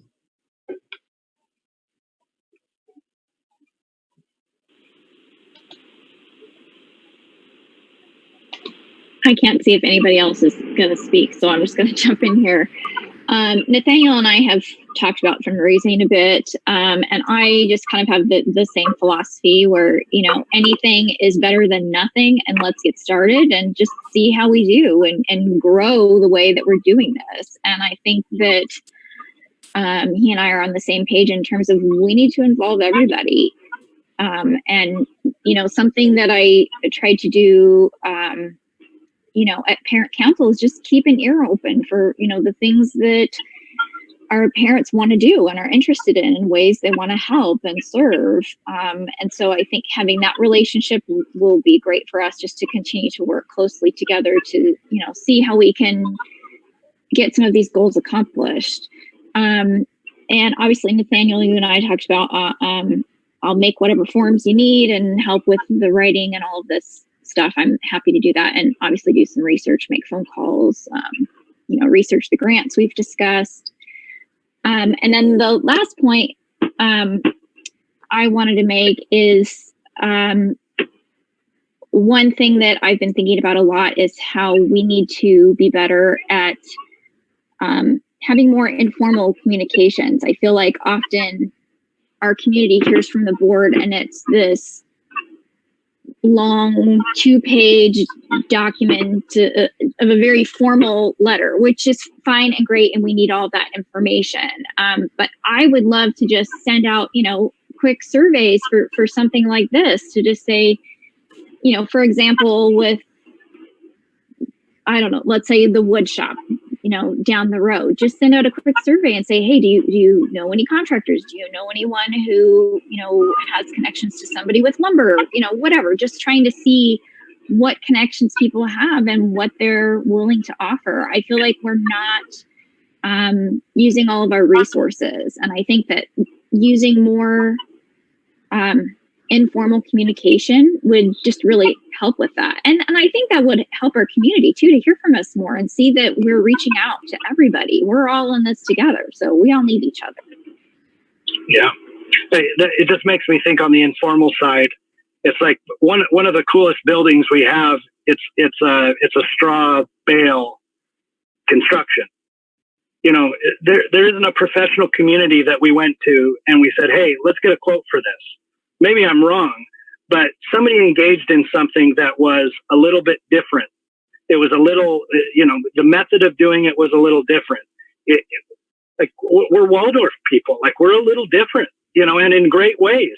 So I just think we need to think about how we go about these things, because I don't know that it's, hey, we can get a bid and we can get that work done, you know. And I'm not saying be totally unprofessional in any of those things. Like we need licensed electricians to do licensed electrician work.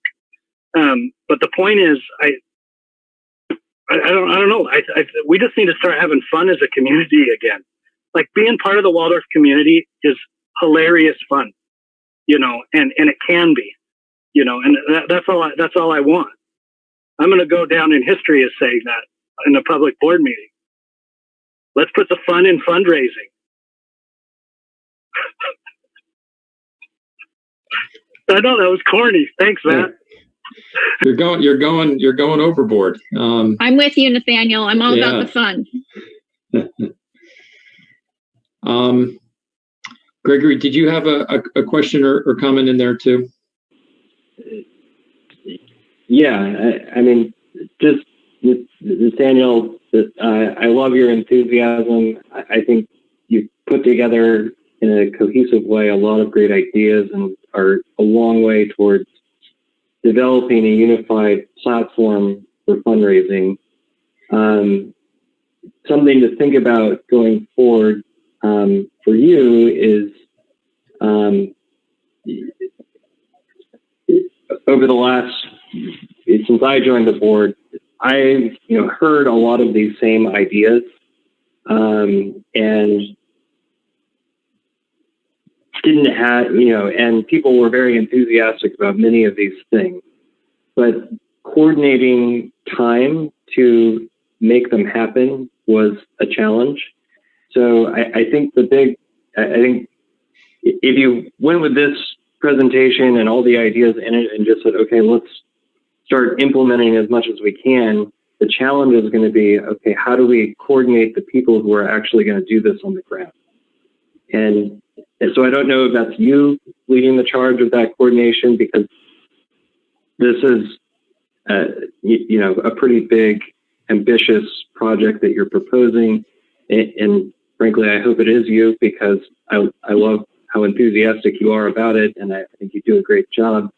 But if it's not you, then who is it going to be, and how are we going to have the unified messaging and platform that you're thinking about? And I'm not expecting you to have an answer to that today, but just something to think about as we get closer to, finalizing, implementing these sorts of things. I do think there's a lot of formalized documentation that is required in that particular area as well. And it is going to take some time to put together, but I want to do as much as I can and can be available to do so. I also think we just need to pick smaller base hits and, start finding success in those things. I don't know that it matters even in some of the priorities, because all of it needs to be done, but none of it's going to get done unless we pick one and do it, and then we pick another one and we do it, so I guess that further speaks to the point of my enthusiasm. But well, there's a lot to be said for just getting started. The journey of 1,000 miles starts with a single step, and if we're willing to start taking those steps, that's great. I'd like to see a little bit more definition to the plan, particularly, and maybe you've had all these conversations with, for instance, Christy, but how do we how do we make sure we are well coordinated with the school and the school's timeline and things of that sort. I'm not saying we need to solve them right now, because in fact, I want to keep us moving agenda-wise. But I know I'd like to see a little bit more definition to the plan before we really start putting it all out there, if that makes sense. Okay, but I really like the direction we're heading. I like that we're calling out these issues and putting one foot in front of the other and maybe having a little fun while we do so. Wouldn't that be nice? All right, good. Anything else on the topic of fundraising generally?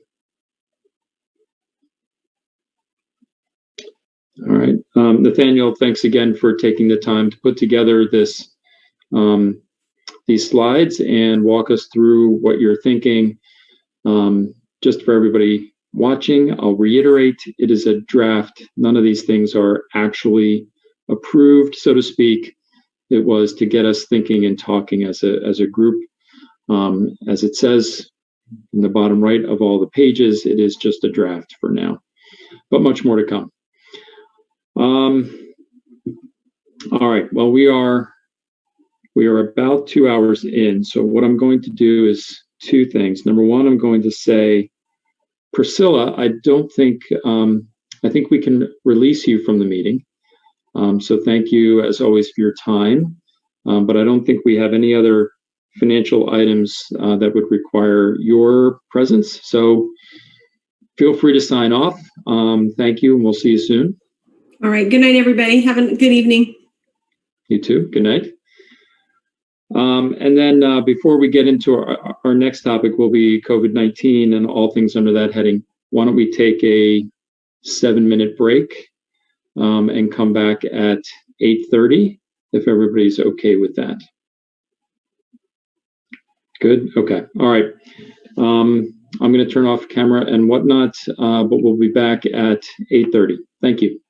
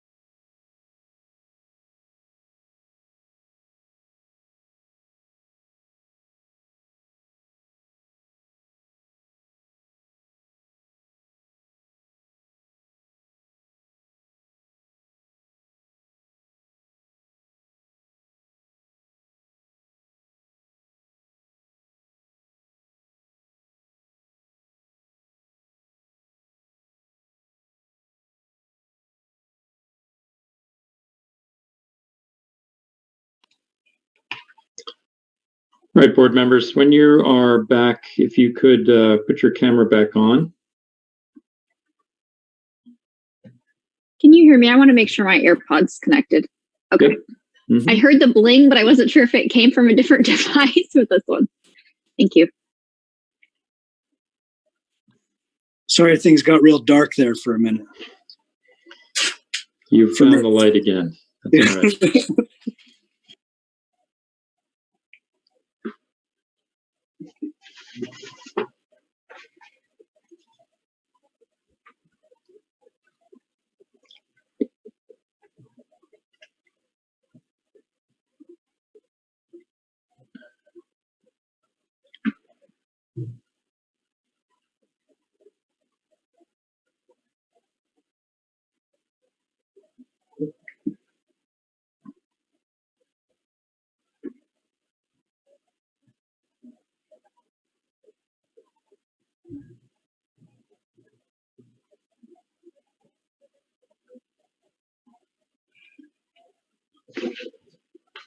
So, Mr. Tanner, when you are back, if you could put your camera on, that would be great.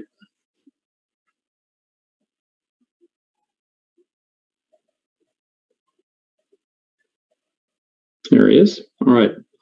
Gregory, are you ready for us to begin again? All right. And before we turn to COVID-19 things, I want to go back. I think some folks may have misunderstood something that we had put on the screen earlier when we were talking about possible campus needs and possible campus improvements. There was a line item in there about the animals. And I do want to emphasize that there is no plan to remove the animals from the campus. The list that we were looking at was just a list of possibilities. It's not a list of eventualities. Some things on that list, like the sewer and the locks and the air conditioning and things like that, are things we are going to do. Some of the things on that list are things we are not going to do. And I can state unequivocally, we are not removing animals from the campus. So to the extent that there was a misunderstanding about that, I'm sorry to hear it. Again, just want to be really clear about misunderstanding and misconstruing things. Let's be really clear in this case, not removing animals from the campus. No plans to do so, no desire to do so. So hopefully that sufficiently addresses that one. All right, moving on now to COVID-19 issues. Would like to again invite Christy into the meeting. There you are. So Christy, thanks a lot for all the hard work. We know that you and others have been very busy on this particular topic really for months now. And if anything, it just keeps ratcheting up. Certainly, this is a key topic. A lot of stress out there, as I mentioned earlier, for families, for the faculty and staff. A lot of challenges for sure. Some of them we should talk about, and others I'm sure will just come out. But a lot of challenges. Everybody's taking their own direction. There is no one common approach. School systems across the state are all doing things differently. School systems across the country are all doing things differently. They're doing things, they're making decisions that are reflective of the conditions in their region, the conditions within their community, and what their approach to schooling is in their particular constituency. And so you're seeing lots of school districts take different approaches to things. So it just means that there's a lot for us to consider as well, as a school and as a board. And I'd like really emphasize too that one of DMS's great advantages is its small size. It's a small school. we don't have thousands of faculty. We have a couple dozen or so, and it means that we have a small and close-knit community, and that's great. And that's one of its biggest advantages. On the other hand, it also means that we don't have the same amount of resources as, say, the Scottsdale Unified School District, which has 1,500 teachers. So they're able to do things and perhaps dedicate resources that we are not. It can be tough to compare us and what we're doing to what some of these much larger school districts are doing as well. We also have to keep monitoring, as I mentioned earlier, several layers of government in Arizona, whatever the governor is issuing, what the ADE is issuing, what the mayor of Phoenix is issuing, what the county, Maricopa County, is issuing. At times, these things are different. We need to manage them and make heads or tails of them ourselves. The rules keep changing. The virus keeps changing a lot. So I understand for sure parents want more certainty. We do, of course, as well. It's not that simple. So let's walk through some of the issues as best we can. And let's try and be clear about the timeline moving forward, because I don't think we're going to necessarily answer everything or reach decisions on everything right now and tonight at this board meeting, but I'd like to have a sense of what the next few weeks are going to look like at the very least.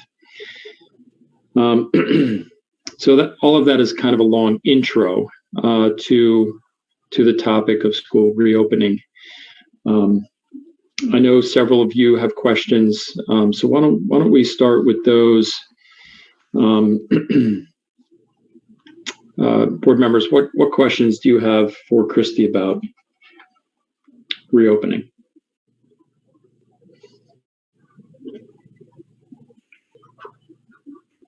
I sent Christy an email, and hopefully she's had time to review that. I had a lot of questions, and as I said in my email, I'm sure there are many of the same questions you keep getting.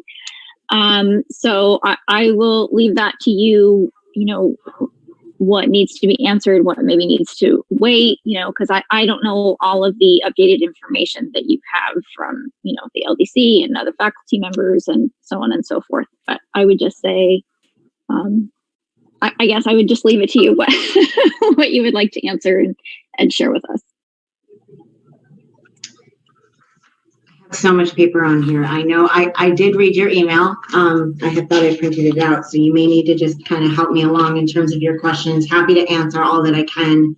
I do want to initially say thank you to Matt and to the board and to the faculty and staff who are also staying on top of this and working hard and collaborating.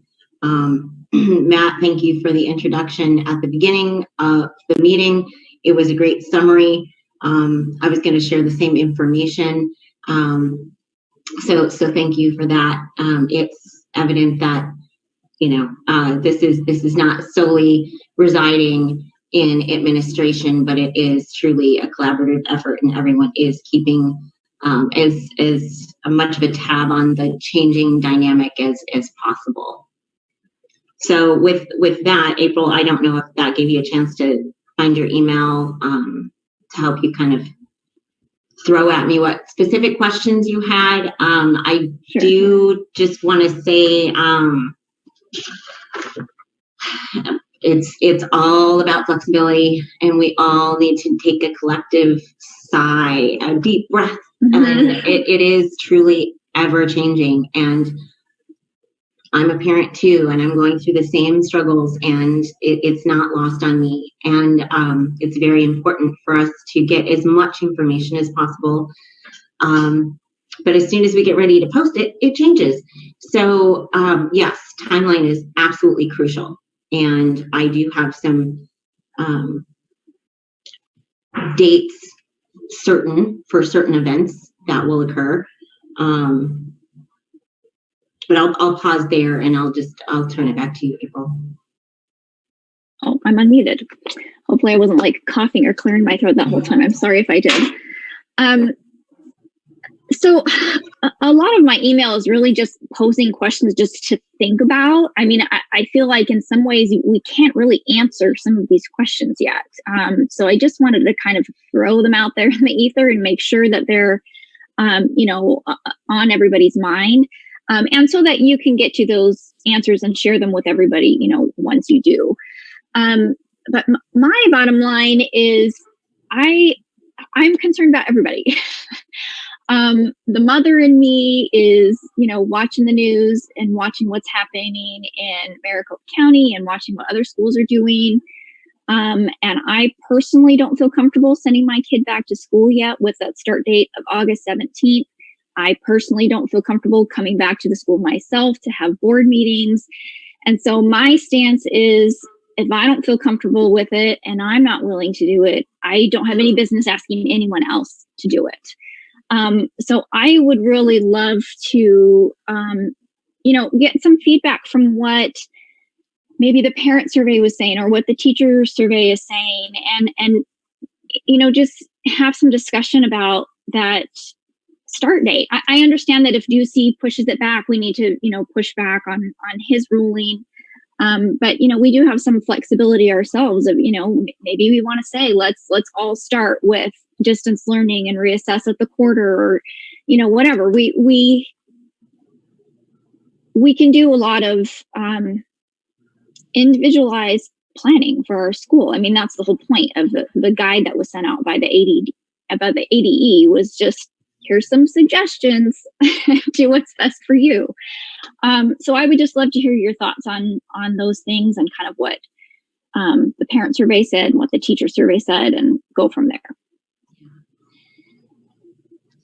So I just want to stress initially that, again, the reopening plan that was put forth on June 30th was based on that guidance that came out on June 3rd. And in that guidance, it provided 4 scenarios. We looked at it and evaluated what was potentially workable for our students, with the assistance and guidance of the LDC and faculty. And we chose 3 of them. One was the in-person, second is remote. And then if in the event of a forced closure, what does that look like? As time marched on over the course of the past few weeks in July, there was so many changes. Arizona became a hotspot. School was pushed to August 17th for in-person. So that changes the analysis of what really will work best. So initially we were proposing an option for in-person, and for those who don't feel comfortable, there was a remote option that would be offered in tandem. They would not look the same, primarily because if we have a class teacher teaching live instruction, when are they going to find the time to do it remotely and give the students that same offering? So we were working with tweaking that. What does that look like? What would we need for the teachers to be able to do both? So we have been getting very, very granular on building out the remote program. The live instruction, our considerations are the curriculum and instruction and how it proceeds. There's no change there. It's what everybody would expect. The changes that would be taking place for an in-person are the health and safety measures that need to be put into place. The cleaning, the disinfectant, the hand washing, masks, what other materials we need to provide, especially for the littles. So those details we had to build out in the in-person model. And then for the remote, we have to build out who's going to deliver it, who's going to deliver the content, what will that content look like, and what equipment is necessary in order to deliver the content. As an aside, Superintendent Hoffman announced this afternoon that she's not optimistic about the reopening for live instruction on August 17th. I'm not either. I have poured through all of the plans of all of the school districts that have been posted throughout the state, and watching, just like everyone else, the developments. And I have to go with superintendent's comments that she's not optimistic, so neither am I. And so I think we're going to have to refocus and perhaps recommend that we need to do an all remote, like you suggested, April, because things seem to be getting worse, not better. So if another consideration is, if we are not able to go in person on August 17th, whether it be by an executive order or a decision within our community, if that is pushed back, then, and if we continue with an in-person option and wanting that, then we're going to have to move the calendar, the academic calendar, and extend possibly the school year, which is another consideration. I know parents are not used to having school past Memorial Day or in through June, and that's what we would be looking at as a potential option if we started out in live instruction and said, this is what we're doing. So in order to avoid that, if we start remote on August 17th, to your point, we would avoid having to extend the school year out. We are still losing technically 2 school days because our original start date was August 13th, but we could find those 2 days within the academic year without running the risk of extending the whole school year. In terms of the parent surveys, the staff surveys, the feedback is fairly 50-50 split. The teachers, I think, are and they have a different due date. The parent survey closes today. The staff survey closes on Friday. The staff survey, teachers are concerned. They're concerned about their health and safety and what happens to them if they get ill and they can't teach their students. They can't come to class and teach. And so what happens to their students and what happens to them? And they're very, very focused on that. And they always have the students first and foremost. But I, like everyone else, is concerned about their health and safety as well. We rely on them. And we need them to be comfortable in order to deliver the curriculum and instruction that the students expect to see. So I plan on, for next week, the town halls, we are actually going to split them. We're going to have a K-8 on Tuesday at 6:30 and then a high school on Wednesday at 6:30.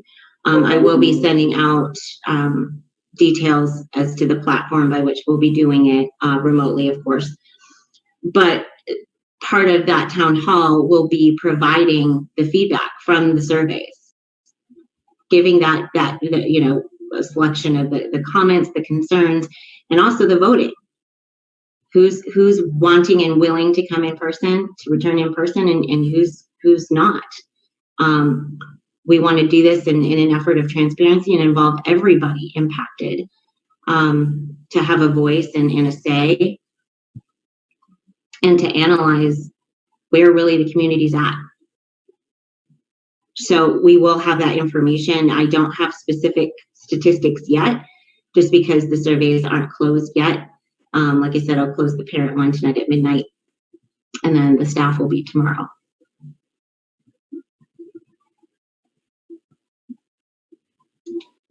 And I know that was long-winded, but it's been a long day, week, blur, month. No, it's I thought it was really well said, Christy, for a lot of different reasons. Nice to see that we're surveying our parents. Nice to see that we're surveying our employees, our faculty and staff.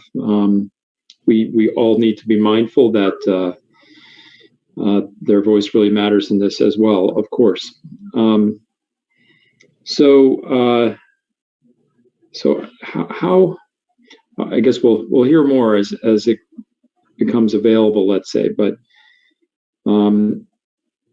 the distance learning, I know we have questions. A lot of folks have questions. What exactly is that going to look like? Who's going to be leading it? Or, well, what if school is not open to in-person learning? Will the distance learning be different than if it were, where it was going to be the asynchronous learning, I think is the term we were using. So, and maybe we don't have answers to that just yet. But how should we be thinking about, how should the board be evaluating that or thinking about that as we are contemplating the path forward? I'm happy to share what's being discussed and contemplated. I just want to make clear that nothing is set in stone. So building out the remote model, especially trying to meet the Waldorf curriculum remotely, and being able to provide our students with some sort of connection with their teachers.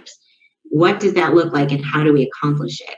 So for a remote plan, if we're solely remote, it's easier, right? Because we could have our class teachers in their classrooms or whatever environment they feel comfortable in by themselves and conducting a main lesson virtually, live streaming, recording for those who can't attend at that time just due to personal circumstances. That's easier to do and not overwhelming our class teachers who would have to be teaching in-person live instruction and then doing a remote as well on an asynchronous platform, right? One of the possibilities is if we are doing in person, we could likewise do a similar live streaming or recording for those who are choosing the remote option if there is two options. Some of the issues that are presented are FERPA privacy confidentiality. We have to have the equipment to not have children's faces on camera. I'm looking at it even more granularly as would we be jeopardizing FERPA if we're recording students' voices during a question and answer session during the day? That's how granular we're getting is what can we do, what can we deliver to truly try to provide the same as if you were in person, without violating those sorts of those laws. And so, yes, that's kind of the framework that we're working from. If we were solely to focus on remote, the teachers could do that. Again, maybe by themselves, so we wouldn't have the FERPA potential issues, privacy issues. We're also, considering, okay, we can have the family sign waivers for any sort of image of their children that are image or voice that are potentially streamed and recorded. So there are things that we can do, steps that we can take, but we are evaluating all of those things when we're building out this remote program. I know there was some concerns that the remote program would not have the same teacher as an in-person program. So in the bigger districts, they have a whole team of teachers who are committed to serving the kids learning remotely. We don't have that, and we don't have a handful of Waldorf teachers waiting to provide that to the students remotely. So how do we deliver that without overtaxing our teachers and basically having them teach two separate cohorts and extending their days by excessive amounts? That's not good for their health or safety either. So I mentioned all of these things just to describe all of the circumstances and nuances that we're considering as we build out this remote program. And the remote program itself, I think the The ADE just issued today the new template for that, for submitting that. All right, so at least we have that. Do you know what the deadline is for submitting that? So the deadline is we cannot engage in remote learning until we have our plan submitted. Okay. All right. One way of doing a deadline, I suppose. But all we have to do is submit it, right? It does not need to be approved before we can proceed, right? No, it does not. And the Charter Board and ADE, I was just on a webinar this afternoon where once the distance learning plan template was released and associated financial discussion around taking attendance for remote learning, we finally got some additional guidance this afternoon. I haven't been able to pour through all of it. But in addition to having to submit a plan for the remote learning, we are also subject, as all schools, public and charter, are subject to on-site visits. And if we do amend our learning plan, we have to resubmit it. We have to basically keep the state and the charter board up to date as to what we are doing to educate these children. There's attendance requirements that we have to build out. From what I do know of the plan, or the template, they're leaving it up to, again, the schools to try to define how best to take attendance in their remote platforms. So we have to consider that. And then, so attendance is going to be something we need to build out based on today's guidance. There are assessments that we're going to need to conduct on the children to monitor their progress. How is that going to look remotely? How do we do that? So we've got some additional guidance today. We're going to pour through it. We obviously have to get the template completed and submitted. But again, it just came out this afternoon and I have not had a chance to pour through it.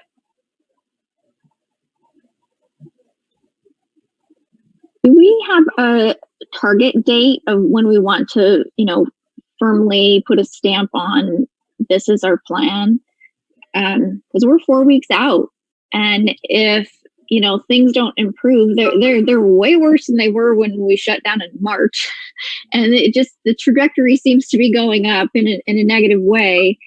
So I feel as though for parents, where both parents are working and they've got to figure out childcare. If we decide, okay, everybody's doing distance learning, I would just love to. I think the sooner the better, to help everybody make plans. And I know that's, we all want that. But I'm concerned for parents trying to figure out plans on how to make that happen, just as much as our teachers trying to make that happen. Right. Well, what I have in mind, April, I'm glad you mentioned it, is the decision of whether DMS would be open for in-person learning, to me, feels like that is a board decision.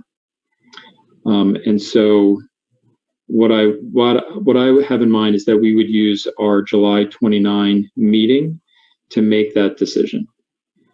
Now I think it's up to Christy and the faculty to administer the curriculum. But I believe that opening or not opening for in-person instruction is the board's call. Now, we would want a lot of information in order to make that decision. And so the survey results that Christy's talked about, clearly that would be important. It's not determinative, but certainly what our faculty thinks and what our parents think are very important. If just about every parent is saying there's no way I'm sending my kid to school in person, well then we'd be hard pressed to open the school for in-person instruction.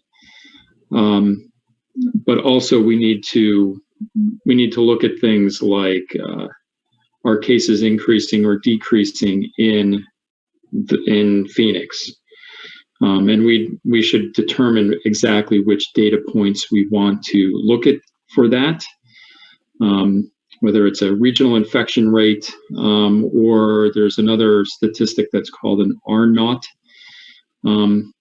those are some that I know other school districts across the country are looking at. I'd say we'd have to assess the school's readiness also. Is it ready to open for in-person? Meaning, are all the safety protocols squared away? Do we have all the supplies? Are we all set to go? That readiness would be important. And of course, what the state has to say. If the state is saying, like it has, you can't open for in-person prior to August 17th, if that changes, well, then clearly that would be beyond our control. But I do view it, whether to open for in-person instruction is up to us. And we would make that decision in 2 weeks when we know a lot more and when the date's a little closer. But that's, if you guys feel otherwise, yeah, let's debate. I'm concerned with that timeline because our next meeting is in 2 weeks, and if we form a decision, if what I'm understanding correctly is that you're saying we would put it to a vote and decide like what plan we're going with for our school, then that gives families 2 weeks to figure out what they need to do, and that gives faculty only 2 weeks to figure out what to do. The teacher in me goes, I don't know. How is everybody else feeling about that? Christy, that 2 weeks seems a bit, that makes me feel panicky for everyone. I hear you. From a faculty and staff perspective and from an administrative perspective, we've been moving forward preparing for both. So if we have to flip that switch, we can do it, and we'll have, resources and the capabilities under both models. From a parent perspective, I hear you, and many schools have similar timelines here. They're almost trying to wait until the last feasible minute that they can to get all of the information they have to make the most educated decision that they can. I'm not mentioning that to say that we need to follow suit. I'm just mentioning it because we're not the only school in this position. That said, I'm willing to entertain different timelines. Before this discussion, based on the track that we've been moving toward, we did the reopening plan, gave the community a little time to digest it. It was long, and I know it still wasn't as comprehensive as some were wanting. We moved forward with that, building both of those options out. And when I say both, I'm talking live and remote. The forced closure is the same as remote as far as I'm concerned. Parent survey, staff survey, town halls, you'll have all the statistics you need. I'm here and attending and reading everything that I can, working with other administrators and schools, collaborating on that, obviously with the LDC and the faculty as well. So if we need to tighten it, we can, in terms of helping and giving parents enough time to make a decision. But at the same time, so many schools are facing the same thing, that all of the parents are going to be making those decisions around the same time. And I know that's not a great answer, and there are no great answers. There's no great answers, and there's no good choices. No, there's not. Everything's terrible. We're just doing our best. Sorry, I don't mean to monopolize this conversation. This is just on my brain a lot, as it is everyone. But I'm wondering so you said if we decide, okay, everyone's starting distance learning, that our lead teachers would be in charge of that. If we start with in-person plus distance learning, we would have somebody else leading the distance learning program. So does that put, okay, so, but if that possibility becomes a reality, does that put you in any sort of predicament of getting people on board quickly or having to let people go, or I just don't know the logistics of that, but that sounds very, very tricky to me. So again, not committing to anything, but just as an example, Sure. as we play this out, if we are allowed to keep the schedule that the daily schedule that the school worked on and decided to move up the end time for the grades, let's say from 3:30 to 2 p.m. release, okay? Just using the grades, for instance. Teachers could, first we could live stream, we could live stream during the in-person instruction, okay? And then we record it, post it, they would get at least that piece of it, the same as if you were sitting in class, okay? If for some reason we couldn't do that legally and logistically, teachers could do another main lesson delivery from 2 to 3:30 in their classrooms by themselves to the remote group of students. Same information, same lesson that was taught live in person that morning. Again, one of the ideas, but being sensitive to not overtaxing our teachers from basically feeling like they're teaching 2 cohorts of students every day. And that's essentially what that is. There would be potentially supplemental platforms to use, such as Khan Academy and other types of remote supports like that to supplement the remote teaching, but it wouldn't just be the Khan Academy, for instance. There you go, that's your remote platform. We're trying to get creative about providing the Waldorf curriculum in addition to the state standard core subjects remotely, and still giving the students that connection with their class teachers, even if they are remote and some are in person. And again, I understand these are long-winded, but there's a lot of details to build these out. And so I'm just giving some examples.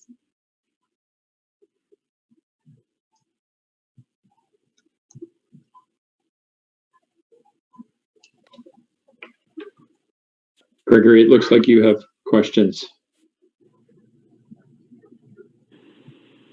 I was waving someone away, but which seems to happen to me with increasing frequency on these calls. But I hear you, April, in terms of the timing, and I imagine from Christy's perspective, it would be easier to flesh out one plan than 2, and to have more time to do that. But I also appreciate wanting to make a decision based on the most current information available, so that we don't make a decision too early and then feel like we've limited ourselves in some way. The one thought I had is if we could not vote, but poll the board tonight about our general view of the world and the way we see the wind blowing right now. And I wonder if that could at least color the way that the administration and the faculty are allocating their time over the next couple of weeks. And if we have to shift course, we have to shift course, but just getting a general direction might be helpful if we can provide that tonight without committing to anything, without binding ourselves, just based on where we see the world today. Christy, I don't know if you think that would be helpful, or if you would prefer to just wait. But I can see the direction of many school districts in the news. I can see the numbers in Arizona. I think we're at a point as of mid-July where we can say things aren't going to change dramatically a month from now. And I don't know how much more information we're going to get over the next 2 weeks that's going to dramatically change our decision-making process. And if we can give a general sense of what we're thinking now, I imagine that would be helpful in terms of at least utilizing the limited time we have preparing between now and the opening of school, whatever that looks like. Yeah, Gregory, I appreciate those thoughts, and I always think more feedback is better. So, any additional information and thoughts that the board would like to provide, again, not holding up anyone to it, but that would be helpful. And you're right, and that's what we've been working on. Is we're moving forward with 2 models, and both require build out, just different types of build out, right? So the in-person, we need to make sure we build out all of the health and safety protocols, which we've been working on. We've been working on them both side by side. So we've got to build that piece out, and we are building that piece out, but then also building out the remote piece, trying to work out logistically how we can really deliver as much of a robust experience remotely as we can. And also with that, figuring out, okay, what additional equipment are we going to need? So going back to that running list of items from earlier, there was that COVID piece. We have all of that. That would be really that cost would go toward in-person instruction. If we do remote, we need to kind of switch that a bit or split that and have some money for the needs for live instruction and then the needs for remote in terms of the equipment. We need webcams, we need microphones, we need potentially laptops that can do more than what our Chromebooks can do. So yes, we're building both platforms out at the same time, and it is logistically complicated and a lot. So if we could focus on one, that would be great, but we're also being sensitive to waiting for everybody to weigh in through the surveys. And we can't wait for all of that information to happen and come, like you said. So we've got to move forward with what we know and what we have. And in terms of seeing something better by August 17th, in terms of the numbers, it's not looking that way. And I don't want to get political or anything like that, but one of the studies I heard was that there's 25% and we want to get it down to 5% in order for our students to come back into live instruction. Now for that to happen over the course of now to August 17th, I don't think that's likely. But again, that's one way to measure it. Matt mentioned another. So again, these are long-winded answers because there are so many variables and logistics to work through. Yeah, and that's, I think I don't mind being transparent about my current thinking. I wouldn't obligate any of the board members to do so, but if anybody would want to, that's fine. It's up to them. But I'm hoping we can, over the next 2 weeks, then be clear about the criteria we will use to decide. So right now, sure, I have a general sense of how things are going, but I'd like to have a bit more of a concrete sense and a set of criteria that we can go back to. Because what I imagine happening if we were to say not opening for in-person learning on August 17th, well, at some point that's going to change, and we will at some point say we're clear and everybody can come on back to campus in a few weeks or a month or whatever lead time we think we need. But I'd like us to have a consistent set of criteria that we're applying over time, so that we are making consistent decisions, and they're decisions that are fact-based and data supported. So I don't know what all those criteria are today. I have a sense of what a handful could be, but I would hope that over the next 2 weeks we can really anchor those down and get the data as well, so that come the 29th of July, we're able to feel good about the decision we make. So in the meantime, we'll get the survey results from parents and from faculty. Plus, Christy has mentioned, we'll do a couple of different town halls, and we'll get a sense of questions and concerns from that as well. So there's, I think, a lot more input that we need to gather before we can feel really good about our decisions. Mr. Elling and Mr. Tanner, haven't heard much from you guys on this topic. What questions or concerns do you have?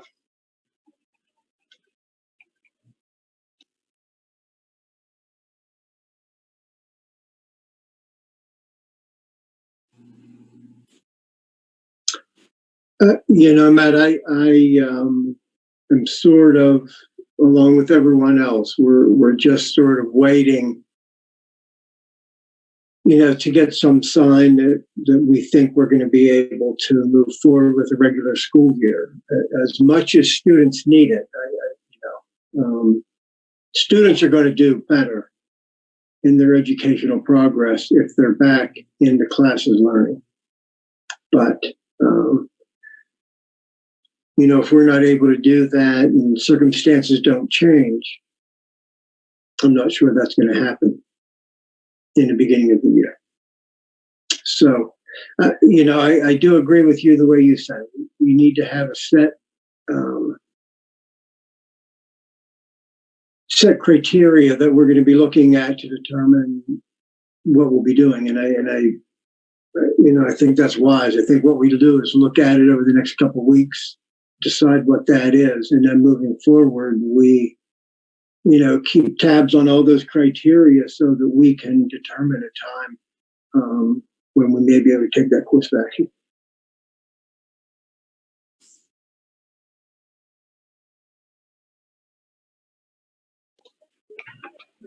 Okay. Other thoughts on the topic? I have thoughts, but I want to remain productive in all of it. So it's I just if my temperature were taken on it, my professional experience is very involved in the clinical lab space and actual practicing physicians, and I see a lot of information from the epidemiologists and some larger data analysts, and it's really hard for me to really digest all of it, and so I have to move out of my head. And so I appreciate this idea of data and analytics and all of that. It means a lot to me, but I have to move out of my head and I have to move into my heart a little bit. And my kids miss the warmth of interaction with human beings, so that's all I'm going to say as far as coloring my opinion of it. I do think that this is beyond a difficult decision. I think it's impossible. So I think we all need to vote our mind and heart when it comes to that stage. And I appreciate all of the hours and hours and hours that the faculty, staff, and administration are putting into this, and the parents. I do see an opportunity here as a community for us to come together in a unique way and not just simply react to what we're seeing, but really try to do something together. But I don't know the details of what that looks like yet. So I would appreciate more time and patience, in making the decision, because there just isn't good information enough yet for how to make that. So.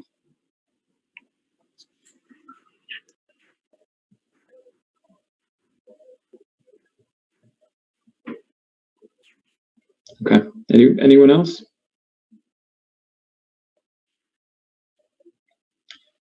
I really want to hear from teachers first and foremost. So I'm grateful that the next time we meet, we'll have that information and maybe even hear some of it at the town hall. I love the idea of a specific criteria and a protocol for, check these boxes and then we can welcome people back to school. But, as Gregory said, polling today, I think logistically our best move forward is to go with distance learning for everyone so we can focus on one plan and get started on it now. So we are, 100% ready to go. And we have all of these other contingency plans, so we can reassess at the quarter or whatever date we decide and change it up. But those are my thoughts, right now in this instant. And just to be clear, when I mentioned the criteria that I think, and we'll certainly discuss what those criteria should be. It's not a formula. It's not to say, well, if this number's here and this other number's here, we're open. No, it's not quite that simple. There will be a layer of judgment that goes on top of it. But at least the having a set of criteria will give us a common place to start from. All right. Well, Christy, one of the other things in your report was a proposal for a health and safety worker or health and safety office. I'm getting the words wrong, but tell us what you need from us here. Great. So one of the health and safety protocol measures for consideration is if we are in live in-person instruction, we would have a health and safety center. It would be located in the downstairs of the admin building.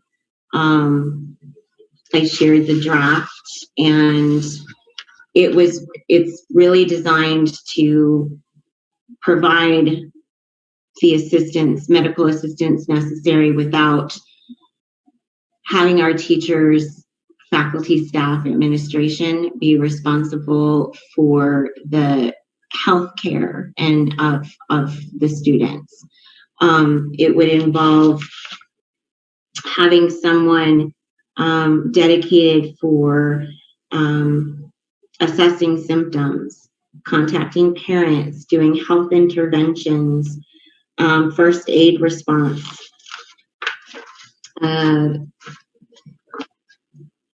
working with student pickup that's illness related, and then as part of the proposal for that, in terms of staffing it, we were considering using a nurse internship program through Arizona State University and Grand Canyon University. It would be a paid internship for an ambulatory care nurse. It would serve a couple of purposes. One, to have dedicated healthcare folks to assist the students and faculty and staff on campus during the day. But it also would help establish relationships with those higher education institutions and developing that further network and collaboration. Obviously, that's not as much of a priority at this point. Instead of having dedicated healthcare workers to help us. Have we used an internship like this before? I don't know if they were paid. It was before my time, but I know that the Garden area had relationships with ASU and had interns. And I believe there were other interns in other areas on campus, but that again was before my time. I can say that there hasn't been a nurse internship like what is. I mean, I like the idea. I just wonder, is it feasible? Is it realistic? Will these folks be in such high demand? Are other schools going to be looking to do the same? Well, that's that's been some of the struggle that I've experienced in conducting some market research. School nurses and medical professionals are in extremely high demand, especially for schools. So this was an opportunity to kind of reach out to a somewhat untapped market, where we could provide healthcare services, but the compensation wouldn't be as high as if we had a school nurse, because the compensation models out there for school nurses are quite high.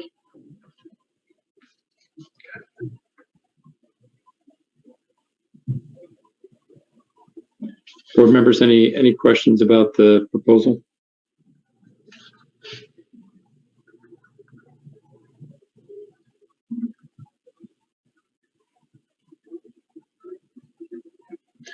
Now, to an extent, this was already in the budget, Christy. So, do you need anything more than a head nod from this group?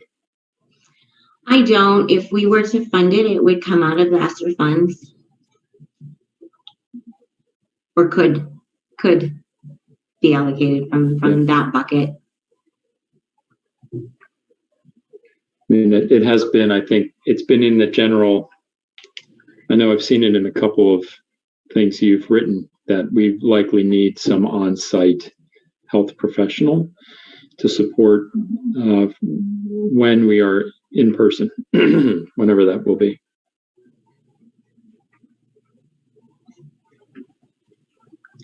Any concerns or objections from the board? No. Okay.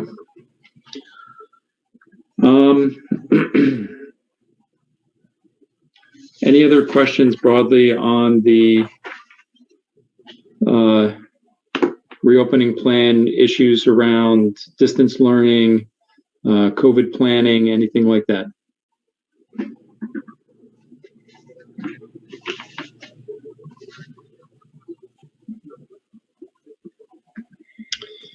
So then just from not hearing any, from a timeline perspective, so the two surveys that are out are closing, one tonight, one either tomorrow or Friday. Christy, I might ask if or when you get the results. I understand it will take you a couple of days to sort of interpret them, but if you get them in a place where you can share them with the board, at least at a high level, I think we would all enjoy seeing that, or we would benefit from it rather. A couple of town halls next week. Good. I think separating them out is a nice idea. The two groups, K through 8 and high school, very different sets of students with different needs. So that's a nice solution. The board meets in 2 weeks. We'll plan at that meeting to make the decision on whether to reopen for in-person learning. And I imagine communications out to the community would follow pretty quickly after that.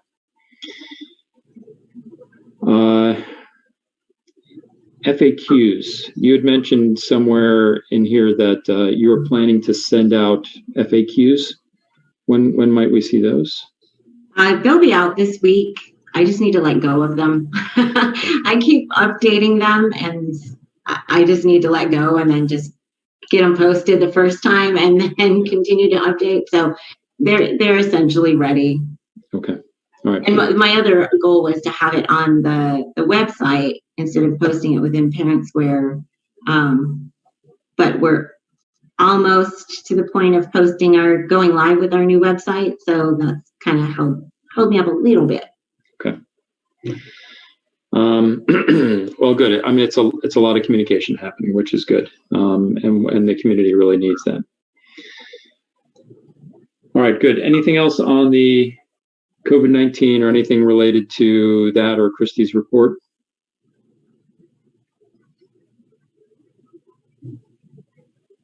No? Okay. All right. Moving on then to our last topic which is the executive director search update. So yes, to be clear,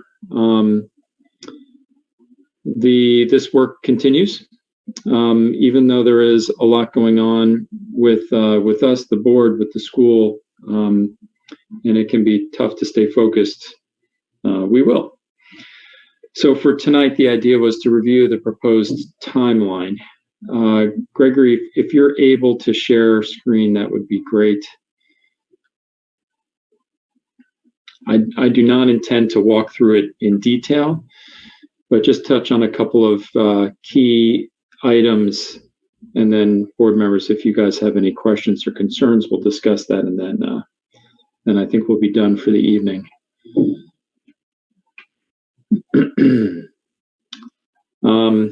So here again, a big thanks to April for her engagement and support on this.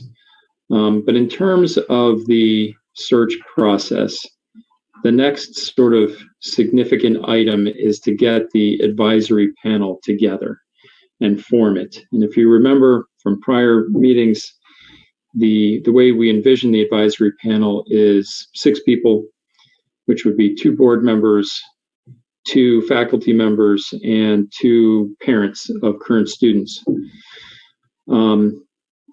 How we go about soliciting them is outlined here, or soliciting interest, I should say, is outlined here.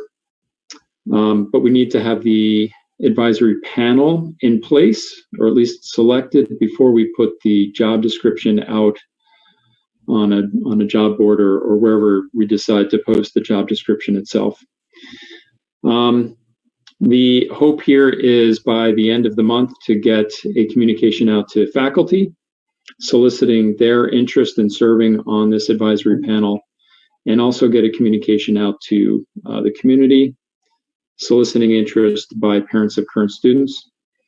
We'd give them a little bit of time to submit to the board a statement of interest, and then the board would, at our September meeting, evaluate the. I'm skipping over 1 or 2 steps, but in that September meeting, we would evaluate the applicants and make some decisions, so that we would form the panel by the end of September and be able to then post the job description in October. And I think that timeline sets us up well for, wherever the process goes from there. Hopefully, we garner some interest and sort of the, interviewing and selection process proceeds from there. So that's the idea and general timeline here. Questions, concerns from you guys? Just curious about what constitutes an applicable website as far as the posting. This is very granular, but there's obvious ones, but because we are a Waldorf school, there may be less obvious ones to all of us at large. So I think it'd be interesting to just get an idea of exactly where our net is being cast. Well, certainly if there are job sites that cater to the Waldorf community, then I would certainly want to make sure that the job description gets posted there.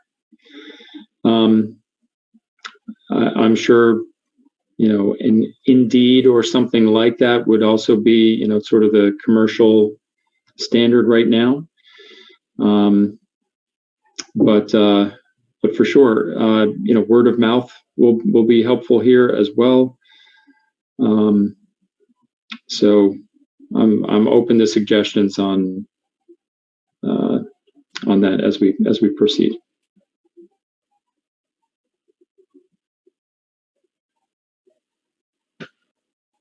Good. Any other questions, concerns?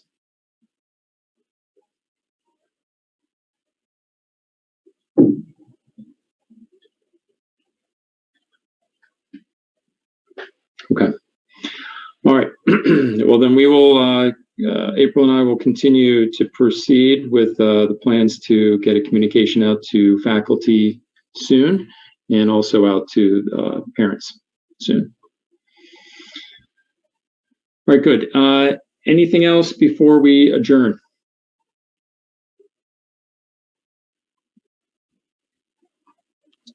I wanted to add something to the agenda, and now it's just gone from my head for our next meeting. Oh, for next time? I'll email you, Gregory. I'm sure it'll come to me the second we hang up. Okay. All right, good. Well, I'll make a motion to adjourn for the evening. I'll second. Any discussion? All in favor? Aye. All right, looked unanimous to me. Before we go, I will give the closing verse. The most important tasks for humankind today and in the future is that we should learn to live together and understand one another. If this human fellowship is not achieved, all talk of development is empty. And that's from Rudolf Steiner. All right, board members and Christy, thank you so much, as always, for your hard work and time commitment. It is much appreciated.